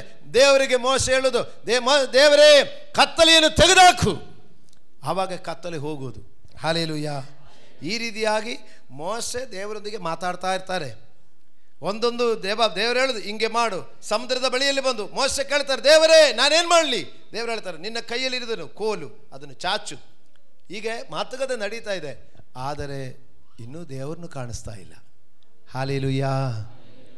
ಗಮನಿಸಿ ಮಕ್ಕಳೇ, ಅನೇಕರು ನಿಮ್ಮನ್ನು ಕೇಳ್ಬೋದು, ನೀವಿಷ್ಟು ವರ್ಷ ಚರ್ಚಕ್ಕೆ ಹೋಗಿದೆಯಲ್ಲ, ನೀವು ನೋಡಿದೆಯಾ ದೇವರನ್ನು ಅಂತ ಕೇಳುವರು ಇರಬಹುದು. ನಿಮ್ಮೊಂದಿಗೆ ದೇವರು ಮಾತಾಡ್ತಾ ಇದ್ದಾರಾ? ಹಲ್ಲೆಲೂಯಾ. ಆದರೆ ಇವತ್ತಿನ ಸಂದೇಶ ಏನಂದರೆ, ದೇವರು ನಮ್ಮನ್ನು ಮಾತಾಡಿದರೆ ಮಾತ್ರ ಸಾಲದು, ನನಗೆ ನಿಮ್ಮನ್ನು ನೋಡಬೇಕು. ಅದೇ ಥರ ಈ ಮಾತಾಡ್ತಾ ಮೋಶೆ ಕೈಯಿಂದ ಅದ್ಭುತಗಳೆಲ್ಲ ದೇವರು ಮಾಡಿದೆ, ಮಹಿಮೆಯಾದ ಕಾರ್ಯಗಳು ಮಾಡಿದೆ. ಆದರೆ ಮೋಶೆ ದೇವರನ್ನು ನೋಡೇ ಇಲ್ಲ. 34ನೇ ವಾಕ್ಯ, 3ನೇ ವಾಕ್ಯದಲ್ಲಿ ದೇವರನ್ನು ಮೋಶೆಯನ್ನು ದೇವರು ಫಸ್ಟ್ ಕರೆದಿರೋದು. ಅಲ್ಲಿಂದ 34ನೇ ಅಧ್ಯಾಯ ತನಕ ಅನೇಕ ಕಾರ್ಯಗಳು ಮೋಶೆ ಕೈಯಿಂದ ನಡೆಸಿದೆ. ಮೋಶೆ ಲಾಸ್ಟ್ ಕೇಳ್ತಾರೆ, ಸ್ವಾಮಿ ಎಲ್ಲ ಸರಿಯೇ, ನನಗೆ ನಿಮ್ಮನ್ನು ನೋಡಲಿಕ್ಕೆ ಒಂದು ಆಸೆ ಇದೆ.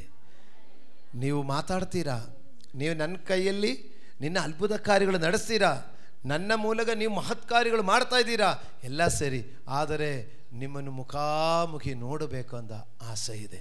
ಹಲ್ಲೆಲೂಯಾ. ನೋಡಬೇಕು ಅಂತ ಹೇಳುವಾಗ ದೇವರು ಏನು ಮಾಡಿದ್ದಾರೆ? ಮೋಶೆ ಕೇಳಿದೆ, ನೀ ಕೇಳಿದ್ದು ಅಸಾಧ್ಯವಾದ ಕಾರ್ಯ, ನನ್ನನ್ನು ನೋಡಿಕೊಂಡು ಯಾರು ಮತ್ತೆ ಬದುಕಲಿಕ್ಕಾಗಲ್ಲ, ಆದರೂ ನಿನ್ನ ಆಸೆ ನಾನು ಪೂರೈಸ್ತೇನೆ. ಇಲ್ಲಿದ್ದೀರಾ? ಈ ಭಾನುವಾರ ನಮ್ಮ ಸಂದೇಶ, ನಾವು ದೇವರನ್ನು ನೋಡಬೇಕು. ಅದು ಅಸಾಧ್ಯವಾಗಿದ್ದರೂ ತನ್ನ ಪ್ರಿಯನಿಗೆ ಹೇಳ್ತಾ ಇದ್ದಾನೆ, ನೀ ಕೇಳಿದ ಅಸಾಧ್ಯ ಆದರೂ ನಾನು ನಿನ್ನ ಮೇಲೆ ಮಮತೆ ಇರೋದರಿಂದ ನಾನನ್ನು ತೋರಿಸಲಿಕ್ಕೆ ಇಷ್ಟಪಡ್ತೇನೆ. ಅರ್ಥ ಆಗ್ತಾ ಇದೆಯಾ? ಯಾರಿಗೆ ಕರುಣೆ ತೋರಬೇಕಂದಿದೆಯೋ ಅವನಿಗೆ ಕರುಣೆ ತೋರುತ್ತೇನು, ಯಾರಿಗೆ ದಯ ತೋರಬೇಕಂದಿರೋ ತೋರುತ್ತೇನೆ. ನಾನು ಯಾರಿಗೂ ಸಾಮಾನ್ಯವಾಗಿ ನನ್ನನ್ನು ತೋರಿಸಿಕೊಡುವನಲ್ಲ, ಆದರೂ ನಿನ್ನ ಮೇಲೆ ನನಗೆ ಕರುಣೆ ತೋರಬೇಕೆಂಬ ಕಾರಣಕ್ಕೆ ನಿನಗೆ ತೋರಿಸಲಿಕ್ಕೆ ಇಷ್ಟಪಡ್ತೇನೆ. ಈ ಭಾನುವಾರ ನಾವು ಕೇಳೋದು, ದೇವರೇ ನಿಮ್ಮನ್ನು ನಾನು ಆಸೆ ಪಡಬೇಕು, ನೋಡಲೇಬೇಕು, ಅದು ಆಸೆ ಪಡಬೇಕು. ಮೋಶೆ ನೋಡಲೇಬೇಕು ಅಂತ ಹೇಳುವಾಗ ದೇವರು ಹೇಳ್ತಾರೆ, ಅಸಾಧ್ಯ ಆದರೂ ನನ್ನನ್ನು ನೋಡಿ ನೀನು ಜೀವಂತವಾಗಿ ಮತ್ತು ಉಳಿಯೋದಿಲ್ಲ, ಆದರೆ ನಿನಗೋಸ್ಕರ ಸೆಟಪ್ ಮಾಡಿಕೊಡ್ತೀನಿ. ಬೆಟ್ಟಕ್ಕೆ ಕರ್ಕೊಂಡೋಗಿ ಬಂಡೆಯ ಸಂದಿನಲ್ಲಿ ನೋಡಿ, ಎಲ್ಲಿ ಬಂಡೆ ಸಿಗಲಿದೆಯೋ ಅದಕ್ಕೆ ಸರಿಯಾದ ಸೂಟಬಲ್ ಪ್ಲೇಸ್ ಹುಡುಕಿ ಕರ್ಕೊಂಡೋಗಿ ಬಂಡೆ ಸೀಳಿರುವಂಥ ಬಂಡೆಯ ಸಂದಿನಲ್ಲಿ ಇರಿಸಿ, ನೀ ಇಲ್ಲಿ ಇರು, ನಾನು ಹಾದು ಹೋಗುತ್ತೇನೆ. ಎಷ್ಟು ಪ್ರೀತಿ! ಒಂದು ಮನುಷ್ಯನಿಗೋಸ್ಕರ ದೇವರು, ಸೃಷ್ಟಿಕರ್ತನಾದ ಸರ್ವಶಕ್ತನಾದ ದೇವರು ಒಂದು ಮನುಷ್ಯನ ಒಂದು ಒಂದು ಒಂದು ರಿಕ್ವೆಸ್ಟಿಗೆ ಎಷ್ಟು ಸ್ಪಂದಿಸ್ತಾರೆ ಎಂದು ನೋಡಿ.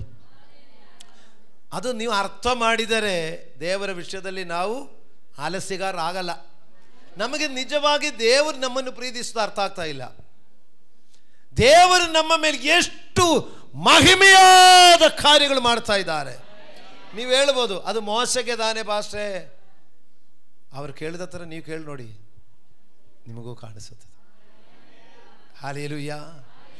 ದೇವರಿಗೆ ಸ್ತೋತ್ರವಾಗಲಿ. ಪ್ರಿಯ ದೇವರ ಮಕ್ಕಳೀರ, ನಮ್ಮದು ಆಸೆ ಎಲ್ಲ ದೇವರೇ ನಿಮ್ಮನ್ನು ನೋಡಬೇಕು ಅಂದಿರಲಿ. ನಿಜವಾಗಿ ದೇವರನ್ನು ಇರುವ ರೀತಿಯಲ್ಲಿ ನೋಡಿದರೆ ಯಾರೂ ಬದುಕಲಿಕ್ಕೆ ಸಾಧ್ಯವಿಲ್ಲ. ಆದರೂ ದೇವರು ಮೋಸ ಕೇಳ್ತಾರೆ, ನಾನು ಹಾದು ಹೋಗುವಾಗ, ನಾನು ದಾಟಿ ಹೋದ ಮೇಲೆ ನೀ ನನ್ನ ಮಹಿಮೆ ಕಾಣ್ತೇನೆ. ಹಲ್ಲೆಲೂಯಾ, ದೇವರಿಗೆ ಸ್ತೋತ್ರವಾಗಲಿ. ನೀವು ಆಸೆ ಪಡಿರಿ, ಮೋಸಗೆ ಆಸೆ ತೀರಿಸಿದ ದೇವರು ನಿಮಗೂ ಆಸೆ ತೀರಿಸ್ತಾರೆ, ನನಗೂ ತೀರಿಸ್ತಾರೆ. ನಾವೇನು ಮಾಡಬೇಕು? ನೋಡಲಿಕ್ಕೆ ಆಸೆ ಪಡಬೇಕು. ಏನು ನೋಡಬೇಕು? ದೇವರು ನೋಡಬೇಕು. ಈಗ ಹೊಸ ಒಡಂಬಡಿಕೆಯಲ್ಲಿ ಒಂದಿಬ್ಬರು ಕೂಡ ಹೇಳಿ ಮುಗಿಸ್ತೇನೆ. ಮತ್ತೇನ ಸುವಾರ್ತೆ 17ನೇ ಅಧ್ಯಾಯ 3ನೇ ವಾಕ್ಯ. 6 ದಿವಸಗಳಾದ ಮೇಲೆ ಯೇಸು ಪೇತ್ರನನ್ನು, ಯಾಕೋಬನನ್ನು, ಇವನ ತಮ್ಮನಾದ ಯೋಹಾನನನ್ನು ಮಾತ್ರ ವಿಂಗಡವಾಗಿ ಕರಕೊಂಡು ಎತ್ತರವಾದ ಬೆಟ್ಟಕ್ಕೆ ಹೋದನು. ಅಲ್ಲಿ ಅವರ ಕಣ್ಣ ಮುಂದೆ ಆತನ ರೂಪ ಬೇರೆಯಾಯಿತು. ಆತನ ಮುಖವು ಸೂರ್ಯನ ಹಾಗೆ ಪ್ರಕಾಶಿಸಿತು. ಆತನ ವಸ್ತ್ರಗಳು ಬೆಳಕಿನಂತೆ ಬೆಳ್ಳಗಾದವು. ಇದಲ್ಲದೆ ಮೋಶೆಯು ಎಲಿಯನು ಆತನ ಸಂಗಡ ಮಾತಾಡುತ್ತಾ ಅವರಿಗೆ ಕಾಣಿಸಿಕೊಂಡರು. ಆಗ ಪೇತ್ರನು ಯೇಸುವಿಗೆ, ಸ್ವಾಮಿ, ನಾವು ಇಲ್ಲೇ ಇರುವುದು ಒಳ್ಳೆಯದು. ಅಪ್ಪಣೆಯಾದರೆ ಇಲ್ಲಿ 3 ಪರ್ಣಶಾಲೆಗಳನ್ನು ಕಟ್ಟುವೆನು, ನಿನಗೊಂದು, ಮೋಶೆಗೊಂದು, ಎಲಿಯನಿಗೊಂದು ಎಂದು ಹೇಳಿದನು. ಹಲ್ಲೆಲೂಯಾ. ಯೇಸು ತನ್ನ ಶಿಷ್ಯರುಗಳನ್ನು 12 ಮಂದಿ ಶಿಷ್ಯರುಗಳು ಆರಿಸಿಕೊಂಡರು. ಆದರೆ ಅದರಲ್ಲಿ 3 ಜನ ಸ್ಪೆಷಲ್ ಆಗಿ ಕರೆದರು. ಪೇತ್ರ, ಯಾಕೋಬ, ಯೋಹಾನರು. ಹೇಳಿ ಹೆಸರು: ಪೇತ್ರ, ಯಾಕೋಬ, ಯೋಹಾನರು. ನೋಡಿ, 12 ಜನ ಆರಿಸಿಕೊಂಡ್ರು. 12ರಲ್ಲಿ 3 ಈ ಕಡೆ ಇದ್ದೀರಾ? ನನ್ನನ್ನು ಆರಿಸ್ಕೊಳ್ಳಪ್ಪ ಅಂತ ಕೇಳಿಕೊಂಡು, ನೀವು ನಿಮ್ಮ ಗ್ರಾಮದಲ್ಲಿ ದೇವರಿಂದ ವಿಶೇಷವಾಗಿ ಕರೆಯಲ್ಪಟ್ಟವರು. ದೇವರೇ, ನನ್ನನ್ನು ನೀ ಕರೆದು ಇಲ್ಲಿ ನಿಲ್ಲಿಸಿದೆಯಲ್ಲ, ಸ್ತೋತ್ರ ಅಂತ ಹೇಳು. ಹಲ್ಲೆಲೂಯಾ. ನೋಡಿ, 12 ಮಂದಿ ಕರೆದರು. ಅದರಲ್ಲಿ ಪೇತ್ರ, ಯಾಕೋಬ, ಯೋಹಾನನ್ನು ಸ್ಪೆಷಲ್ ಆಗಿ ಕರೆದರು. ಹಲ್ಲೆಲೂಯಾ. ನೋಡಿ, ಇಷ್ಟು ಜನರನ್ನೆಲ್ಲರನ್ನು ಕರೆದರು. ಇದರಲ್ಲಿ ಸ್ಪೆಷಲ್ ಆಗಿ ಕರೀಲಿಕ್ಕೆ ದೇವರ ದೃಷ್ಟಿ ನಿಮ್ಮ ಮೇಲೆ ಮಾಡಲಿಕ್ಕೆ ಕಾಯ್ತಾ ಇರು. ನನ್ನನ್ನು ನೋಡಬೇಕಪ್ಪ, ನನ್ನನ್ನೇ ಹೇಳು. 3 ಜನ ಕರ್ಕೊಂಡು ಹೋದ್ರು ಮೇಲೆ ಬೆಟ್ಟಕ್ಕೆ. ಆ ಬೆಟ್ಟಕ್ಕೆ ತಾಬೋರ್ ಬೆಟ್ಟ ಎಂದ ಅರ್ಥ. ಆ ತಾಬೋರ್ ಬೆಟ್ಟೆಯಲ್ಲಿ ಇವರನ್ನ ಕರ್ಕೊಂಡು ಹೋದ್ರು 3 ಜನ ಕರ್ಕೊಂಡು ಹೋಗಿ ಯೇಸು ತನ್ನ ರೂಪವನ್ನು, ಸರಿಯಾದ ರೂಪವನ್ನು ತೋರಿಸಿದರು. ಪರಲೋಕದಿಂದ ಇಳಿದು ಬಂದ ಜೀವವುಳ್ಳ ರೊಟ್ಟಿಯಾಗಿರುವಂಥ ಕರ್ತನು, ಜೀವ ಸ್ವರೂಪನಾದ ಬೆಳಕಾಗಿರುವ ಕರ್ತನು ಮರಿಯಳ ಹೊಟ್ಟೆ ಒಳಗಡೆಯಿಂದ ಒಂದು ರೂಪ ಪಡ್ಕೊಂಡಿದೆ ಅಷ್ಟೇ. ಹಲ್ಲೆಲೂಯಾ. ಒಂದು ರೂಪ, ಮರಿಯಳ ಗರ್ಭದಿಂದ ಮನುಷ್ಯನ ರೂಪ ತಕ್ಕೊಂಡಿದೆ. ಒಳಗಡೆ ಇರುವುದು ಸ್ವರ್ಗೀಯವಾದ ಮಹಿಮೆಯಾದ ದೇಹ. ಹಲ್ಲೆಲೂಯಾ. ಹೀಗೆ ಬೆಟ್ಟದ ತುದಿಯಲ್ಲಿ ಕರ್ಕೊಂಡೋಗಿ ಅವರಿಗೆ ನೋಡುವಾಗ ನಿಮ್ಮ ಥರ ನಾನು ಕಾಣಿಸ್ತಾ ಇದೆ, ಆದರೆ ನಾನು ಯಾರು ಅಂತ ಸ್ವಲ್ಪ ಅರ್ಥ ಮಾಡಿಕೊ ತಾನು ಸರಿಯಾದ ರೂಪ ತೋರಿಸ್ಕೊಂಡ್ರು. ಹಲ್ಲೆಲೂಯಾ. ಇವನ್ ಬಡಗಿಯ ಮಗನು, ಆ ನಜರೇತನ ಯೇಸು ಅಂದೆಲ್ಲ ಹೇಳಿಕೊಂಡು ಇವರು ಅವನು ನಮ್ಮೂರವನು ಅಂದೆಲ್ಲ ಹೇಳಿಕೊಂಡಿದ್ದವರು ನೋಡಿದರೆ ಪೇತ್ರ, ಯಾಕೋಬ, ಯೋಹಾನರ ಮುಂದೆ ಯೇಸು ತನ್ನ ಯಥಾರ್ಥ ರೂಪ ನೋಡುವಾಗ ಹೆಂಗೆ ಕಾಣಿಸಿಕೊಂಡು, ಮಧ್ಯಾಹ್ನ ಸೂರ್ಯನಕ್ಕಿಂತ ಪ್ರಕಾಶ. ಯೆಹೆಸ್ಕೇಲಿಗೆ ಉರಿಯುವ ಜ್ವಾಲೆಯಾಗಿ, ಮೋಶೆಗೆ ಉರಿಯುವ ಜ್ವಾಲೆಯಾಗಿ, ಇಲ್ಲಿ ಶಿಷ್ಯರನ್ನು ಕರ್ಕೊಂಡೋಗಿ ನೋಡುವಾಗ ಪೇತ್ರ, ಯಾಕೋಬ, ಯೋಹಾನರು ನೋಡಿದರೆ ಅವರ ಮುಂದೆ ಅವನು ಬೆಳಕಾಗಿ ಕಾಣಿಸ್ತಾ ಇದೆ. ಆ ಬೆಳಕಾಗಿ ಕಾಣಿಸುವಾಗ ಅವರ ಜೊತೆಯಲ್ಲಿ ಮೋಶೆ ಮತ್ತು ಏಲಿಯನನ್ನು ಕೂಡ ಕಾಣಿಸ್ತಾ ಇದೆ. ಹಲ್ಲೆಲೂಯಾ. ಇವರು ದೇವರ ಯಥಾರ್ಥ ದರ್ಶನ ನೋಡಿದ ತಕ್ಷಣ ಪೇತ್ರನ ಬಾಯಿಂದ ಬಂದ ಮಾತೇನು ನೋಡಿ, ಸ್ವಾಮಿ, ನಾವು ಇಲ್ಲೇ ಇರುವುದು ಒಳ್ಳೆಯದು. ಅಪ್ಪಣೆಯಾದರೆ ಇಲ್ಲಿ 3 ಪರ್ಣಶಾಲೆಗಳನ್ನು ಕಟ್ಟುವೆನು. ಯೇಸುವನ್ನು ಸರಿಯಾಗಿ ನೋಡಿದ ಪೇತ್ರನು ಹೇಳ್ತಾರೆ, ಇಲ್ಲೇ ಇರುವುದು ಒಳ್ಳೆಯದು. ಇಲ್ಲೇ ಇರುವುದು ಅಂತ ಹೇಳಿದ್ರೆ ಎಲ್ಲಿ? ಬೆಟ್ಟದ ತುದಿಯಲ್ಲಿ. ಹೆಂಡತಿ ಮಕ್ಕಳೆಲ್ಲ ತಗ್ಗಿನಲ್ಲಿದ್ದಾರೆ. ಇಲ್ಲಿ ಬೆಟ್ಟದ ತುದಿಯಲ್ಲಿ ಮನೆ ಇಲ್ಲ, ನೀರಿಲ್ಲ, ತಿನ್ಲಿಕ್ಕೆ ಊಟ ಇಲ್ಲ. ಕರ್ಕೊಂಡು ತೋರಿಸೋಣ ಅಂದ್ಕೊಂಡು ಸುಮ್ಮನೆ ಕರ್ಕೊಂಡು ಹೋಗಿದೆ. ತೋರಿಸಿದ ಮೇಲೆ, ಸ್ವಾಮಿಯನ್ನು ಸರಿಯಾಗಿ ನೋಡಿದ ಮೇಲೆ ಅವರು ಹೇಳ್ತಾರೆ, ಇಲ್ಲಿ ಇರೋದೇ ಒಳ್ಳೆಯದು. ಊಟ ಇಲ್ಲದ್ರೂ ಪರವಾಗಿಲ್ಲ, ನೀರು ಇಲ್ಲದ್ರೂ ಪರವಾಗಿಲ್ಲ, ಮನೆ ಇಲ್ಲದ್ರೂ ಪರವಾಗಿಲ್ಲ, ಕಬಾಬ್ ಇಲ್ಲದ್ರೂ ಪರವಾಗಿಲ್ಲ, ಬಿರಿಯಾನಿ ಇಲ್ಲದ್ರೂ ಪರವಾಗಿಲ್ಲ. ಬೆಟ್ಟದ ತುದಿಯಲ್ಲಿ ಯೇಸುವನ್ನು ನೋಡಿದರೆ ಏನು ಹೇಳ್ತಾರೆ ಗೊತ್ತಾ? ಇಲ್ಲಿ ಇರುವುದೇ ಲೇಸು. ಪರ್ಣಶಾಲ ಮಾಡ್ಕೊಳ್ತೀನಿ. ಎಲ್ಲರೂ ಗಮನಿಸು ಸ್ವಲ್ಪ. ಪರ್ಣಶಾಲ ಮಾಡ್ತೀನಿ. ಅಲ್ಲ, ಪರ್ಣಶಾಲ ಮಾಡಲಿಕ್ಕೆ ಸುಲಭನಾ? ಅಲ್ಲಿ ಏನು ಮೊಚ್ಚನ ಎತ್ಕೊಂಡು ಹೋಗಿದ್ರೆ ಆ ಮರ ಕಡ್ಕೊಂಡು ಬರಲಿಕ್ಕೆ? ಅವರು ಮೇಲಕ್ಕೆ ಪೇತ್ರ ಯಾಕೋಬನ್ನು ತೋರಿಸ್ಕೊಂಡು ಬೆಟ್ಟಕ್ಕೆ ಹೋಗೋಣ ಕಡೆ ಕರ್ಕೊಂಡು ಹೋಗಿರೋದು. ಅಲ್ಲಿ ಏನಾದ್ರು ಮರ ಕಡಿಲಿಕ್ಕೆ ಮೊಚ್ಚೇನೂ ಇಲ್ಲ, ಮತ್ತೆ ಹೆಂಗೆ ಪರ್ಣಶಾಲೆ ಮಾಡೋದು? ಓ, ಇಲ್ಲಿ ಇರುವ ಖುಷಿಗೆ ಮರ ಹತ್ತಿ ಕೊಂಬೆಗಳು ಮುರಿದು ಬರಲ್ಲಂದ್ರೆ ಮುರ್ಕೊಂಡು ಬಂದು ನಾ ಪರ್ಣಶಾಲೆ ಮಾಡ್ತೀನಿ. ಎಂದ ರಿಸ್ಕ್ ತಕೊಳ್ಳಿಕ್ಕೆ ರೆಡಿ. ಯೇಸುವನ್ನು ನೋಡಿದರೆ, ಯೇಸುವನ್ನು ನೋಡಿಲ್ಲದಿದ್ರೆ ಮಿಷಿನ್ ಕೊಟ್ಟುಬಿಟ್ಟು ಕಟ್ ಮಾಡಿಕೊಂಡು ಬಾ ಅಂತ ಹೇಳಿದ್ರು ಕೈ ನೋವ್ತಾ ಇರ್ತದೆ ಅಂತ ಹೇಳ್ತಾರೆ. ಶೋಕ್ ಕೊಡಿಬೋದೇನೋ, ಆದರೆ ಯೇಸುವನ್ನು ನೋಡಿದಕ್ಕೆ ಏನಾಯ್ತು?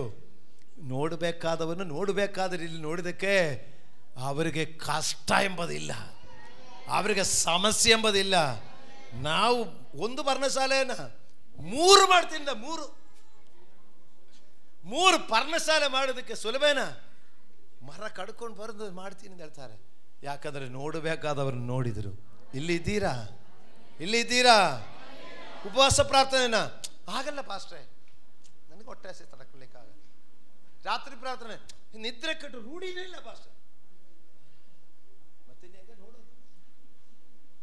ಇಲ್ಲಿದ್ದೀರಾ ಮಕ್ಕಳೇ? ಅವರನ್ನು ನೋಡು. ಅವರನ್ನು ನೋಡಿದರೆ ನಿನ್ನ ಜೀವನದ ಟೆನ್ಷನ್ ಹೋಗ್ಬಿಡ್ತದೆ. ಪೇತನಿಗೆ ಮದುವೆ ಆಗಿದೆ ಅಂತ ಗ್ಯಾರಂಟಿ. ಯಾಕಂದರೆ ಅವರ ಅತ್ತೆ ಹುಷಾರಿಲ್ಲದ ವಿಷಯ ಬೈಬಲಲ್ಲಿ ಬರೆದಿದೆ.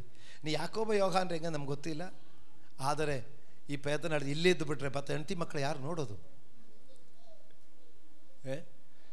ನೋಡಬೇಕಾದವನು ನೋಡುವಾಗ ಹೆಂಡತಿ ಮಕ್ಕಳ ಬಗ್ಗೆ ಇಲ್ಲ, ಅದು ನನ್ನ ದೇವರು ನೋಡಿಕೊಳ್ಳುತ್ತಾರೆ, ಯೆಹೋವ ಈರೆಂದು ಬಂದುಬಿಟ್ಟಿದೆ. ಆದರೆ ಇವತ್ತು ನೀವು ಯೇಸುವನ್ನು ಸರಿಯಾಗಿ ನೋಡಿದರೆ ನಿಮ್ಮ ಟೆನ್ಷನ್ ಇರಲ್ಲ ಮಕ್ಕಳೇ. ಅರ್ಥ ಮಾಡಿ ನೀವು ದಯವಿಟ್ಟು. ನಾವು ಎಷ್ಟು ಇದೆಲ್ಲ ನಿಮ್ಮ ಹೇಳಿದ್ರು, ನೀವು ಕೇಳಿದ್ರು, ನೀವು ಅದನ್ನು ಸ್ವೀಕರಿಸಲ್ಲ. ನೋಡಿ, ನಮ್ಮ ಜೀವನಗಳಲ್ಲಿ ನಮಗೆ ವಿರುದ್ಧವಾಗಿ ಅನೇಕ ಕಾರ್ಯಗಳು ಬರುವಾಗ ನೋಡಿ, ನಾವು ನಿಮ್ಮ ಮುಂದೆ 23 ವರ್ಷ ನಿಂತಿರೋದು ನಮ್ಮ ಬಲದಿಂದ ಅಲ್ಲ, ನಮ್ಮ ಶಕ್ತಿಯಿಂದ ಅಲ್ಲ. ದೇವರೇ ಎಸ್ ಮೈ ಲಾರ್ಡ್ ಅಂತ ಹೇಳಿ ಬಿಟ್ಟು ಕೊಟ್ಟಿದೆ. ದೇವರೇ, ನಿನ್ನ ಅನುಮತಿ ಇಲ್ಲದೆ ನನ್ನ ತಲೆಯಲ್ಲಿ ಒಂದು ಕೂದಲು ಕೂಡ ಉದುರುವುದಿಲ್ಲ. ನಿನ್ನ ಅಪ್ಪಣೆ ಇಲ್ಲದೆ ನನ್ನ ಮೇಲೆ ಒಂದು ಕೈಗಳು ಬೀಳುವುದಿಲ್ಲ. ಇದು ನಂಬಿಕೆ. ಆದರೆ ನೋಡಿ, ನೀವು ಅನೇಕರು ಟೆನ್ಷನ್ ಮಾಡೋದು ನೋಡಿದರೆ, ಅನೇಕ ವಿಷಯಗಳದ ಬಗ್ಗೆ ಟೆನ್ಷನ್ ಮಾಡೋದು ನೋಡಿದರೆ, ಆದರೆ ಯೇಸುವನ್ನು ನೋಡಿದರೆ ಅದು ನಿಮಗೆ ಇರಲ್ಲ ಮಕ್ಕಳೇ. ನೀವು ಕೇಳು ಚಿಕ್ಕ ಪ್ರಾರ್ಥನೆ, ಏಸಪ್ಪ ನಿನ್ನನ್ನು ನೋಡಬೇಕು ಸ್ವಾಮಿ ಹೇಳಿ. ಒಂದು ಸಾರಿ ಹುಡಿ ಹೇಳಿ, ಇನ್ನೊಂದು ಸಾರಿ ಹೇಳು. ஏசப்பா ஏசப்பா பாசமுள்ளேசப்பா என்கிட்ட கொஞ்சம் நேரம் பேசுங்கப்பா. ஹalleluya. ಯೇಸುವನ್ನು ನೋಡಿದರೆ ನಮಗೆ ಸುಸ್ತು, ಕಷ್ಟ, ಕಣ್ಣೀರು ಅದೊಂದು ಬರಲ್ಲ. ನಾವು ನೋಡ್ತಾ ಇಲ್ಲದಕ್ಕೆ ಈ ಸಮಸ್ಯೆ ಅಲ್ಲ. ನೋಡಿದರೆ ನಮ್ಗೆ ಕಷ್ಟ ಅನಿಸಲ್ಲ ಮಕ್ಕಳೇ. ನೀವು ಯೇಸುವನ್ನು ನೋಡಿದರೆ ನಿಮಗೆ ಸಮಸ್ಯೆ ಇರಲ್ಲ, ನಿಮಗೆ ಚಿಂತೆ ಇರಲ್ಲ. ಜೀವನ ಮಾಡಬೇಕಲ್ಲ, ಜೀವನ ಸುಖವಾಗಿ ಹೋಗ್ತಾ ಇರ್ತದೆ. ದಯವಿಟ್ಟು ನಾನು ನಿಮಗೆ ಕೈ ಮುಗಿತೀನಿ, ದಯವಿಟ್ಟು ನೀವು ಯೇಸುವನ್ನು ನೋಡಲಿಕ್ಕೆ ಬಯಸಿರಿ. ಯೇಸುವನ್ನು ನೋಡಿದೆ. ರಾತ್ರಿ ಎಲ್ಲ ಮನೆ ಹೇಳಿದೆ, ರಾತ್ರಿ ಎಲ್ಲ ಬಲೆ ಹಾಕಿದೆ, ಏನೂ ಸಿಕ್ಕಿಲ್ಲ. ಯೇಸುವನ್ನು ನೋಡಿದೆ. ಯೇಸುವನ್ನು ನೋಡಿ ದೋಣಿ ಬಲೆಗಡೆ ಬಲೆ ಹಾಕು, ಬಲೆ ತುಂಬ ಮೀನು ಸಿಕ್ಕಿತ್ತು. ನಮ್ಮ ಮಕ್ಕಳ ಯಾರನ್ನ ನೋಡಬೇಕು? ಯೇಸುವನ್ನು ನೋಡು. ಅವ್ರು ರಾತ್ರಿ ಎಲ್ಲ ಕಷ್ಟಪಟ್ಟು ಸಿಕ್ಕಿಲ್ಲ, ಯೇಸುವನ್ನು ನೋಡಿ ಯೇಸುವನ್ನು ನೋಡಿದರೆ ನಮಗೆ ಜೀವನ ಸುಖವಾದ. ಆದರೆ ಯೇಸು ಯಥಾರ್ಥವಾದ ಯೇಸು ಹೇಗೆ ಕಾಣಿಸಿತು? ಮಧ್ಯಾಹ್ನ ಸೂರ್ಯನ ಥರ ಕಾಣಿಸಿತು. ಓಕೆ, ಮುಗಿದೋಯ್ತು. ಎರಡನೇದು ಇನ್ನೊಬ್ಬ ವ್ಯಕ್ತಿ ಬಗ್ಗೆ ಹೇಳಲಿಕ್ಕಿರೋದೇನು ಗೊತ್ತಾ? ಪೌಳನ ಬಗ್ಗೆ. ಪೌಳನು ನೋಡಿ ಕಠಿಣನಾಗಿದ್ದರು, ಕ್ರೂರಿಯಾಗಿದ್ದರು, ಕೊಲೆಗಾರನಾಗಿದ್ದರು. ಯಾರನ್ನೇ ಸಿಕ್ಕಿದ್ರು, ಗಂಡಸರೋ ಹೆಂಗಸರೋ ಮಕ್ಕಳೇ ಆದರೂ ಬಿಡ್ತಾ ಇರಲಿಲ್ಲ. ಬೇಡಿ ಹಾಕಿ ಎಳ್ಕೊಂಡು ಹೋಗಿ ಯೆರೂಸಲೇಮಲ್ಲಿ ಹಿಂಸೆ ಪಡಿಸಬೇಕು. ಹಂಗೆ ಹೋಗ್ತಾ ಇದ್ದು. ಹೋಗೋ ದಾರಿಯಲ್ಲಿ ಮಧ್ಯಾಹ್ನ ಸಮಯದಲ್ಲಿ ಬೆಳಕು. ಈಗ ಒಂದು ಫ್ಲಾಶ್ ಲೈಟು ಇಲ್ಲಿ ಹೊರಗಡೆ ಒಂದು ಫ್ಲಾಶ್ ಲೈಟ್ ಹೊಡೆದ್ರೆ, ಒಂದು ಮೊಬೈಲ್ದು ಫ್ಲಾಶ್ ಲೈಟ್ ಅದು ನಿಮಗೆ ಕಾಣಿಸುತ್ತಾ? ಕಾಣಿಸಲ್ಲ. ಆದರೆ ಮಧ್ಯಾಹ್ನದಲ್ಲಿಯೂ ಕಾಣಿಸುವಂತ ಬೆಳಕು ಅದೇ ನಮ್ಮ ದೇವರು. ಅವರ ಅಗ್ನಿಯಾಗಿದ್ದಾರೆ.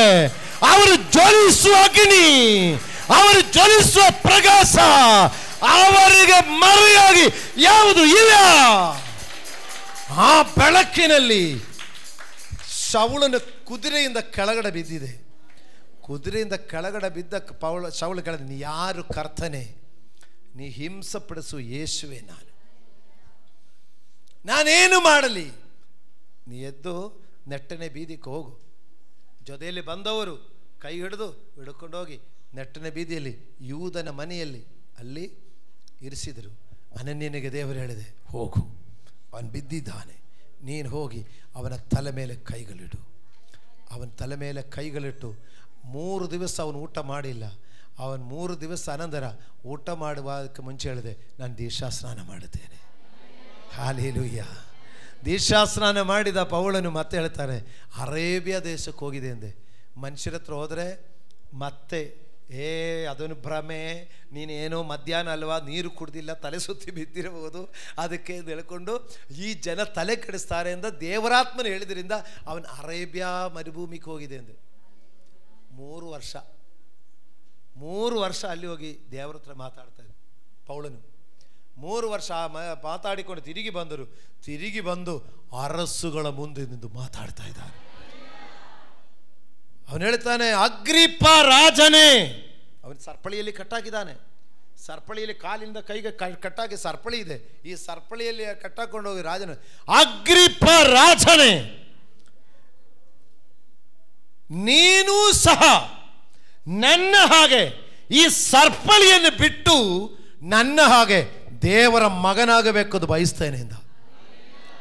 ಸರಪಳಿಯಲ್ಲಿ ಕಟ್ಟಾಕಿರುವ ಕೈದಿ ರಾಜನಿಗೆ ಮಾತಾಡೋದು. ಅಗ್ರಿಪ್ಪ ರಾಜನೇ, ಈ ಸರಪಳಿಯೊಂದು ಬಿಟ್ಟು ನನ್ನ ಹಾಗೆ ನೀನು ಆಗಬೇಕಂದೆ. ಅಂದ್ರೆ ನನ್ನ ಥರ ನೀನು ಸರಪಳಿ ಹಾಕಬೇಡ. ಸರಪಳಿ ಇಲ್ಲದ ಪೌಳನಿದಾನಲ್ಲ, ಕರ್ತನಿಗಾಗಿ ಹತ್ತಿ ಉರಿಯುವಂದ ಪೌಳನು, ಆ ಥರ ನೀನು ಆಗಬೇಕಂದ. ಯೇಸುವನ್ನು ನೋಡಿದಕ್ಕೆ ಅವನಿಗೆ ಧೈರ್ಯ ಬಂದು ಬಿಟ್ಟರು. ಅರ್ಥ ಆಗ್ತಾ ಇದೆಯಾ? ಈಗ ಎಲ್ಲಿ ಮಿಸ್ಟೇಕ್ ಗೊತ್ತಾಗ್ತಾ ಇದೆಯಾ? ಅರ್ಥ ಆಗ್ತಾ ಇದೆಯಾ? ಈಗ ನಮ್ಮ ಜೀವನದ ಸಮಸ್ಯೆ ಏನು? ಈಗ ಎಲ್ಲ ಸೇರಿಸಿ ಲೆಕ್ಕ ಮಾಡಿ ನೋಡಿದ್ರೆ ಯೇಸುವನ್ನು ಸರಿಯಾಗಿ ನೋಡಿಲ್ಲ. ಯೇಸು ಬಗ್ಗೆ ಕೇಳಿದೆ, ಯೇಸುವಿಂದ ಕೇಳಬೇಕು. ಯೇಸು ಬಗ್ಗೆ ಕೇಳಿದರೆ ಸಾಲದು, ಯೇಸುವಿನಿಂದ ಕೇಳಬೇಕು. ಯೇಸು ಕ್ರಿಸ್ತನಿಂದ ನಿಮಗೆ ಶಬ್ದ ಬರಬೇಕು. ಕಿವಿಯಲ್ಲಿ ಕೇಳಬೇಕು, ಆತ್ಮದಲ್ಲಿ ಮಾತಾಡಬೇಕು, ವಾಕ್ಯಗಳಲ್ಲಿ ಮಾತಾಡಬೇಕು, ಸ್ವಪ್ನದಲ್ಲಿ ಮಾತಾಡ್ಬೋದು, ದರ್ಶನದಲ್ಲಿ ಮಾತಾಡ್ಬೋದು. ಹೇಗಾದರೂ ದೇವರಿಂದ ಕೇಳಬೇಕು, ದೇವರನ್ನು ನೋಡಬೇಕು. ದೇವರು ದರ್ಶನ ಕೊಟ್ಟು ಮಾತಾಡ್ತಾರೆ, ಮಗನಿಂದ ಕಾರ್ಯ ಮಾಡು, ಮಗಳಿಂದ ಕಾರ್ಯ ಮಾಡು, ನೀನು ಈ ಕಾರ್ಯ ಮಾಡು, ನೀನು ಈ ವಿಷಯದಲ್ಲಿ ಹೋಗು, ಹೀಗೆ ಹೋಗು. ಈಗ ದೇವರ ದರ್ಶನ ಪಡೆದುಕೊಂಡು ನೀನು ಹೋಗುವಾಗ ನೋಡಿ, ಯೆಹೋವನು ನಮ್ಮ ಪಕ್ಷದಲ್ಲಿದ್ದರೆ ನಮಗೆ ವೈರಿ ಯಾರು? ದೇವರನ್ನು ನೋಡಿ ನಾವು ಹೊರಟಿದ ಮೇಲೆ ಯಾರೆದುರು ನಿಲ್ಲಕ್ಕೆ? ಹೀಗೆ ನಮ್ಮ ಸಮಸ್ಯೆಗಳು ಎಂದು ಹೇಳಿಕೊಂಡಿರಬೇಡ, ನಾವು ಯೇಸುವನ್ನು ನೋಡಬೇಕೆಂಬುದು ಪದೇ ಪದೇ ಹೇಳು. ಎಲ್ಲ ಸೇರಿಸಿ ನಮ್ಮ ಪ್ರಾರ್ಥನೆ, ನಿಮ್ಮನ್ನು ನೋಡಬೇಕು ಸ್ವಾಮಿ. ಏನು ಪ್ರಾರ್ಥನೆ? ನಿಮ್ಮನ್ನು ನೋಡಬೇಕು. ನೋಡುವಾಗ ಅವರು ಹೆಂಗೆ ಕಾಣಿಸುತ್ತದೆ? ಅಗ್ನಿಯಾಗಿ ಕಾಣಿಸುತ್ತದೆ. ಅವ್ರು ಹೆಂಗೆ ಕಾಣಿಸುತ್ತದೆ? ಅಗ್ನಿ. ಇದ್ರದ್ದು ಬಾಕಿ ಭಾಗ ಬರುವಾರ ಹೇಳ್ತೀನಿ. ಎದ್ದು ನಿಂತುಕೊಳ್ಳೋಣ, ದೇವರ ಸನ್ನದಿಯಲ್ಲಿ ಪ್ರಾರ್ಥಿಸೋಣ. ಹೌದಪ್ಪ, ನೀ ನೋಡಿದರೆ ನೋಡಿ ಮಕ್ಕಳೇ, ಯೇಸು ನೋಡಿದವರನ್ನು ಯಾರು ಆಶಾಭಂಗಪಟ್ಟು ಹೋಗಲಿಲ್ಲ. ಯೇಸುವನ್ನು ನೋಡಿದವರು ಕೂಡ ಆಶಾಭಂಗಪಟ್ಟು ಹೋಗಿಲ್ಲ. 4 ಜನ ಸೇರಿ ಒಬ್ಬ ಮನುಷ್ಯನನ್ನು, ಆ ಪಾರ್ಶ್ವವಾಯು ರೋಗಿಯನ್ನು ಯೇಸುವಿನ ಬಳಿಯಲ್ಲಿ ಕರ್ಕೊಂಡು ಬಂದರು. ಅವರ ಮುಂದೆ ಕರ್ಕೊಂಡು ಬಂದರು. ಆದರೆ ಅವನು ಸೌಖ್ಯವಾಗಿ ಹೋದನು.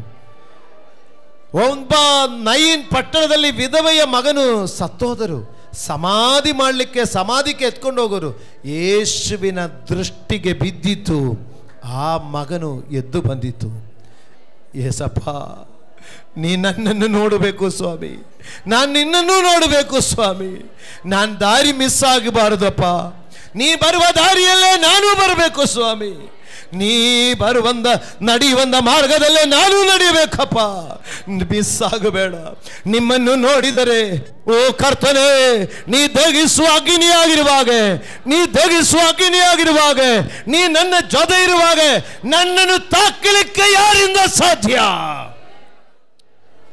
ತೊಗಲು ನಾಲಿಗೆ ಇರುವಂತ ಮೋಸೆ, ಕುರಿ ಮೇಯಿಸಿಕೊಂಡು ಕಾಡು ಬೆಟ್ಟಗಳಲ್ಲಿ ನಡೆದ ಮೋಸೆ, ದೇವರನ್ನು ನೋಡಿದ ಮೇಲೆ ಈಜಿಪ್ಟ್ ರಾಷ್ಟ್ರದ ಅಧಿಕಾರಿಯ ಮುಂದೆ ನಿಂದು ಮಾತಾಡ್ತಾ ಇದ್ದಾರೆ.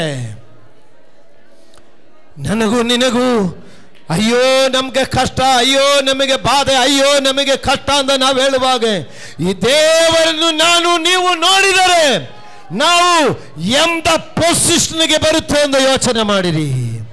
ನಾನು ನಿನ್ನನ್ನು ನೋಡಬೇಕಪ್ಪ ಅಂತ ಕೇಳು. ಎಲ್ಲರೂ ನನ್ನನ್ನು ನೋಡಿ ನನ್ನನ್ನು ಆಕರ್ಷಣೆ ಆಗಬೇಕಂದಲ್ಲ.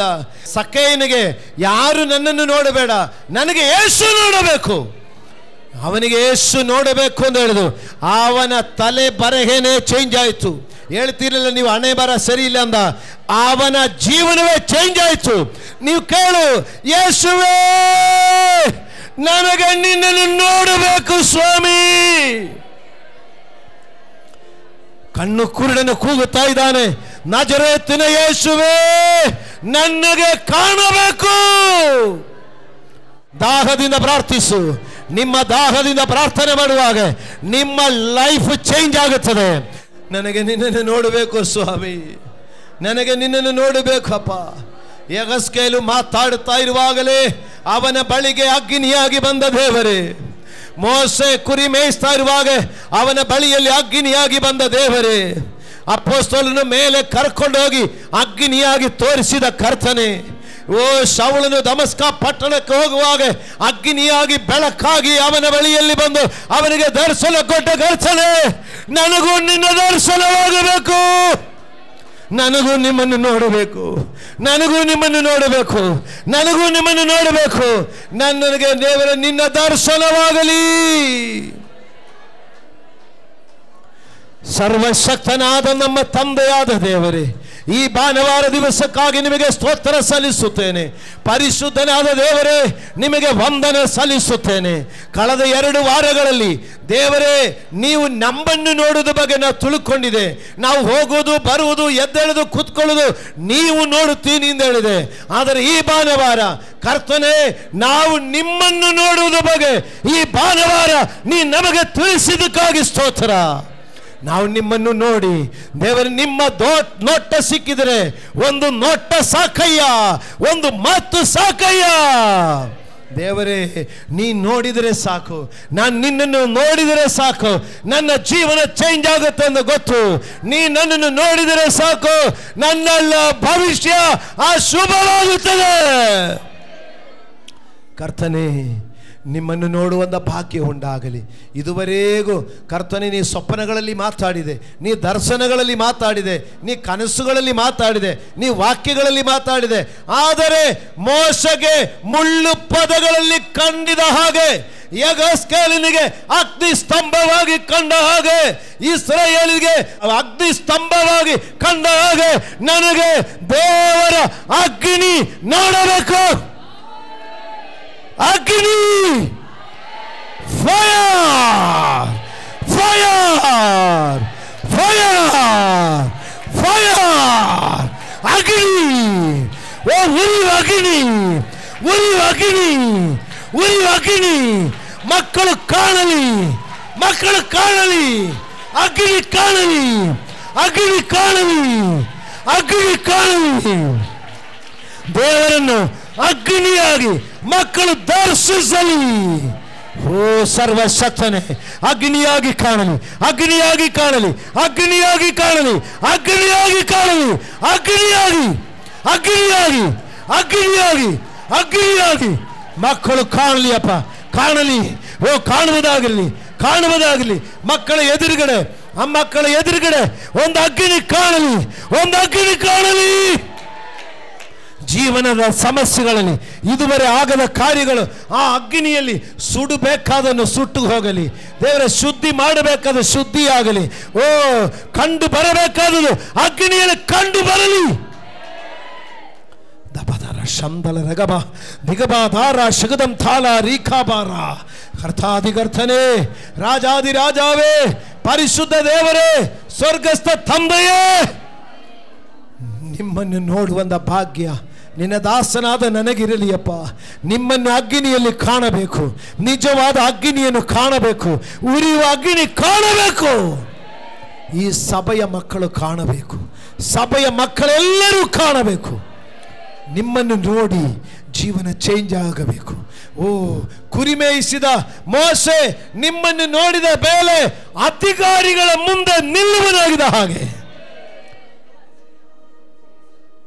ವಿರೋಧಿಯಾಗಿರುವ ಶೌಲನು ಕರ್ತನೆ ನಿಮ್ಮನ್ನು ನೋಡಿದ ಮೇಲೆ ಅರಸುಗಳ ಮುಂದೆ ನಿಂದ ಹಾಗೆ, ಮೀನು ಹಿಡಿದು ನಡೆದ ಬೆಸ್ತರು ಕರ್ತನೆ ನಿಮ್ಮನ್ನು ನೋಡಿದ ಮೇಲೆ ಜೀವನದ ಚಿಂತೆಗಳು ಬಟ್ಟು ಬೆಟ್ಟದ ಮೇಲೆ ಇರುತ್ತೇನೆ ಎಂದು ಹೇಳಿದ ಹಾಗೆ, ನಿಮ್ಮನ್ನು ನೋಡಿ ನನ್ನ ಜೀವನದ ವಿಷಯಗಳಲ್ಲಿ ಪರಿವರ್ತನೆ ಆಗಬೇಕು. ನನ್ನ ಜೀವನದ ಒತ್ತಡಗಳು, ಟೆನ್ಷನ್ಗಳು ನಿಮ್ಮನ್ನು ನೋಡಿದರೆ ನಾವು ಈ ಬೆಟ್ಟೆಯಲ್ಲಿ ಇರುವುದೇ ಲೇಸು ಅಂತ ಬರುತ್ತದೆ. ಆ ಅನುಭವ ಕಡೆಗೆ ಮಕ್ಕಳನ್ನು ನಡೆಸು ಸ್ವಾಮಿ. ಆ ಒಂದು ರೀತಿಯಲ್ಲಿ ಮಕ್ಕಳನ್ನು ನಡೆಸು ಕರ್ತನೆ. ಯಾರು ಕೂಡ ನಿಮ್ಮನ್ನು ನೋಡದವರಾಗಿರಬಾರದು, ನಿಮ್ಮನ್ನು ಕಾಣದವರಾಗಿ ಯಾರು ಕೂಡ ಇರಬಾರದಪ್ಪ ದೇವರೇ. ದಿವ್ಯ ದರ್ಶನಗಳು ಉಂಟಾಗಲಿ, ದಿವ್ಯ ದರ್ಶನಗಳು ಉಂಟಾಗಲಿ, ದಿವ್ಯ ದರ್ಶನಗಳು ಉಂಟಾಗಲಿ. ಕನಸುಗಳು ಬೀಳಲಿ, ಕನಸುಗಳಲ್ಲಿ ಮಾತಾಡಲಿ, ದರ್ಶನಗಳಲ್ಲಿ ಮಾತಾಡಲಿ. ಮಕ್ಕಳು ದೇವರೊಟ್ಟಿಗೆ ಮಾತಾಡಿದ ಮಕ್ಕಳಾಗಿರಲಿ. ನಿಮ್ಮನ್ನು ನೋಡಬೇಕು ಸ್ವಾಮಿ. ನಿಮ್ಮನ್ನು ನೋಡಿ ನಿಮಗಾಗಿ ಜೀವಿಸುವಂತೆ ನಮ್ಮೆಲ್ಲರಿಗೂ ಸಹಾಯ ಮಾಡು. ನಮ್ಮ ರಕ್ಷಕನಾದ ಯೇಸು ಕ್ರಿಸ್ತನ ನಾಮದಲ್ಲಿ ಪ್ರಾರ್ಥಿಸುತ್ತೇನೆ, ಪರಲೋಕದ ತಂದೆಯಾದ ದೇವರೇ. ನಮಗೆ ದರ್ಶನ ಕೊಟ್ಟು ನಮ್ಮೊಂದಿಗೆ ಮಾತನಾಡಿ ನಡೆಸುವ ದೇವರಿಗೆ ಸ್ತೋತ್ರವಾಗಲಿ.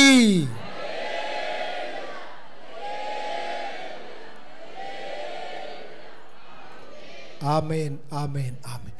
ದೇವರು ನಿಮ್ಮೆಲ್ಲರನ್ನೂ ಆಶೀರ್ವದಿಸಲಿ.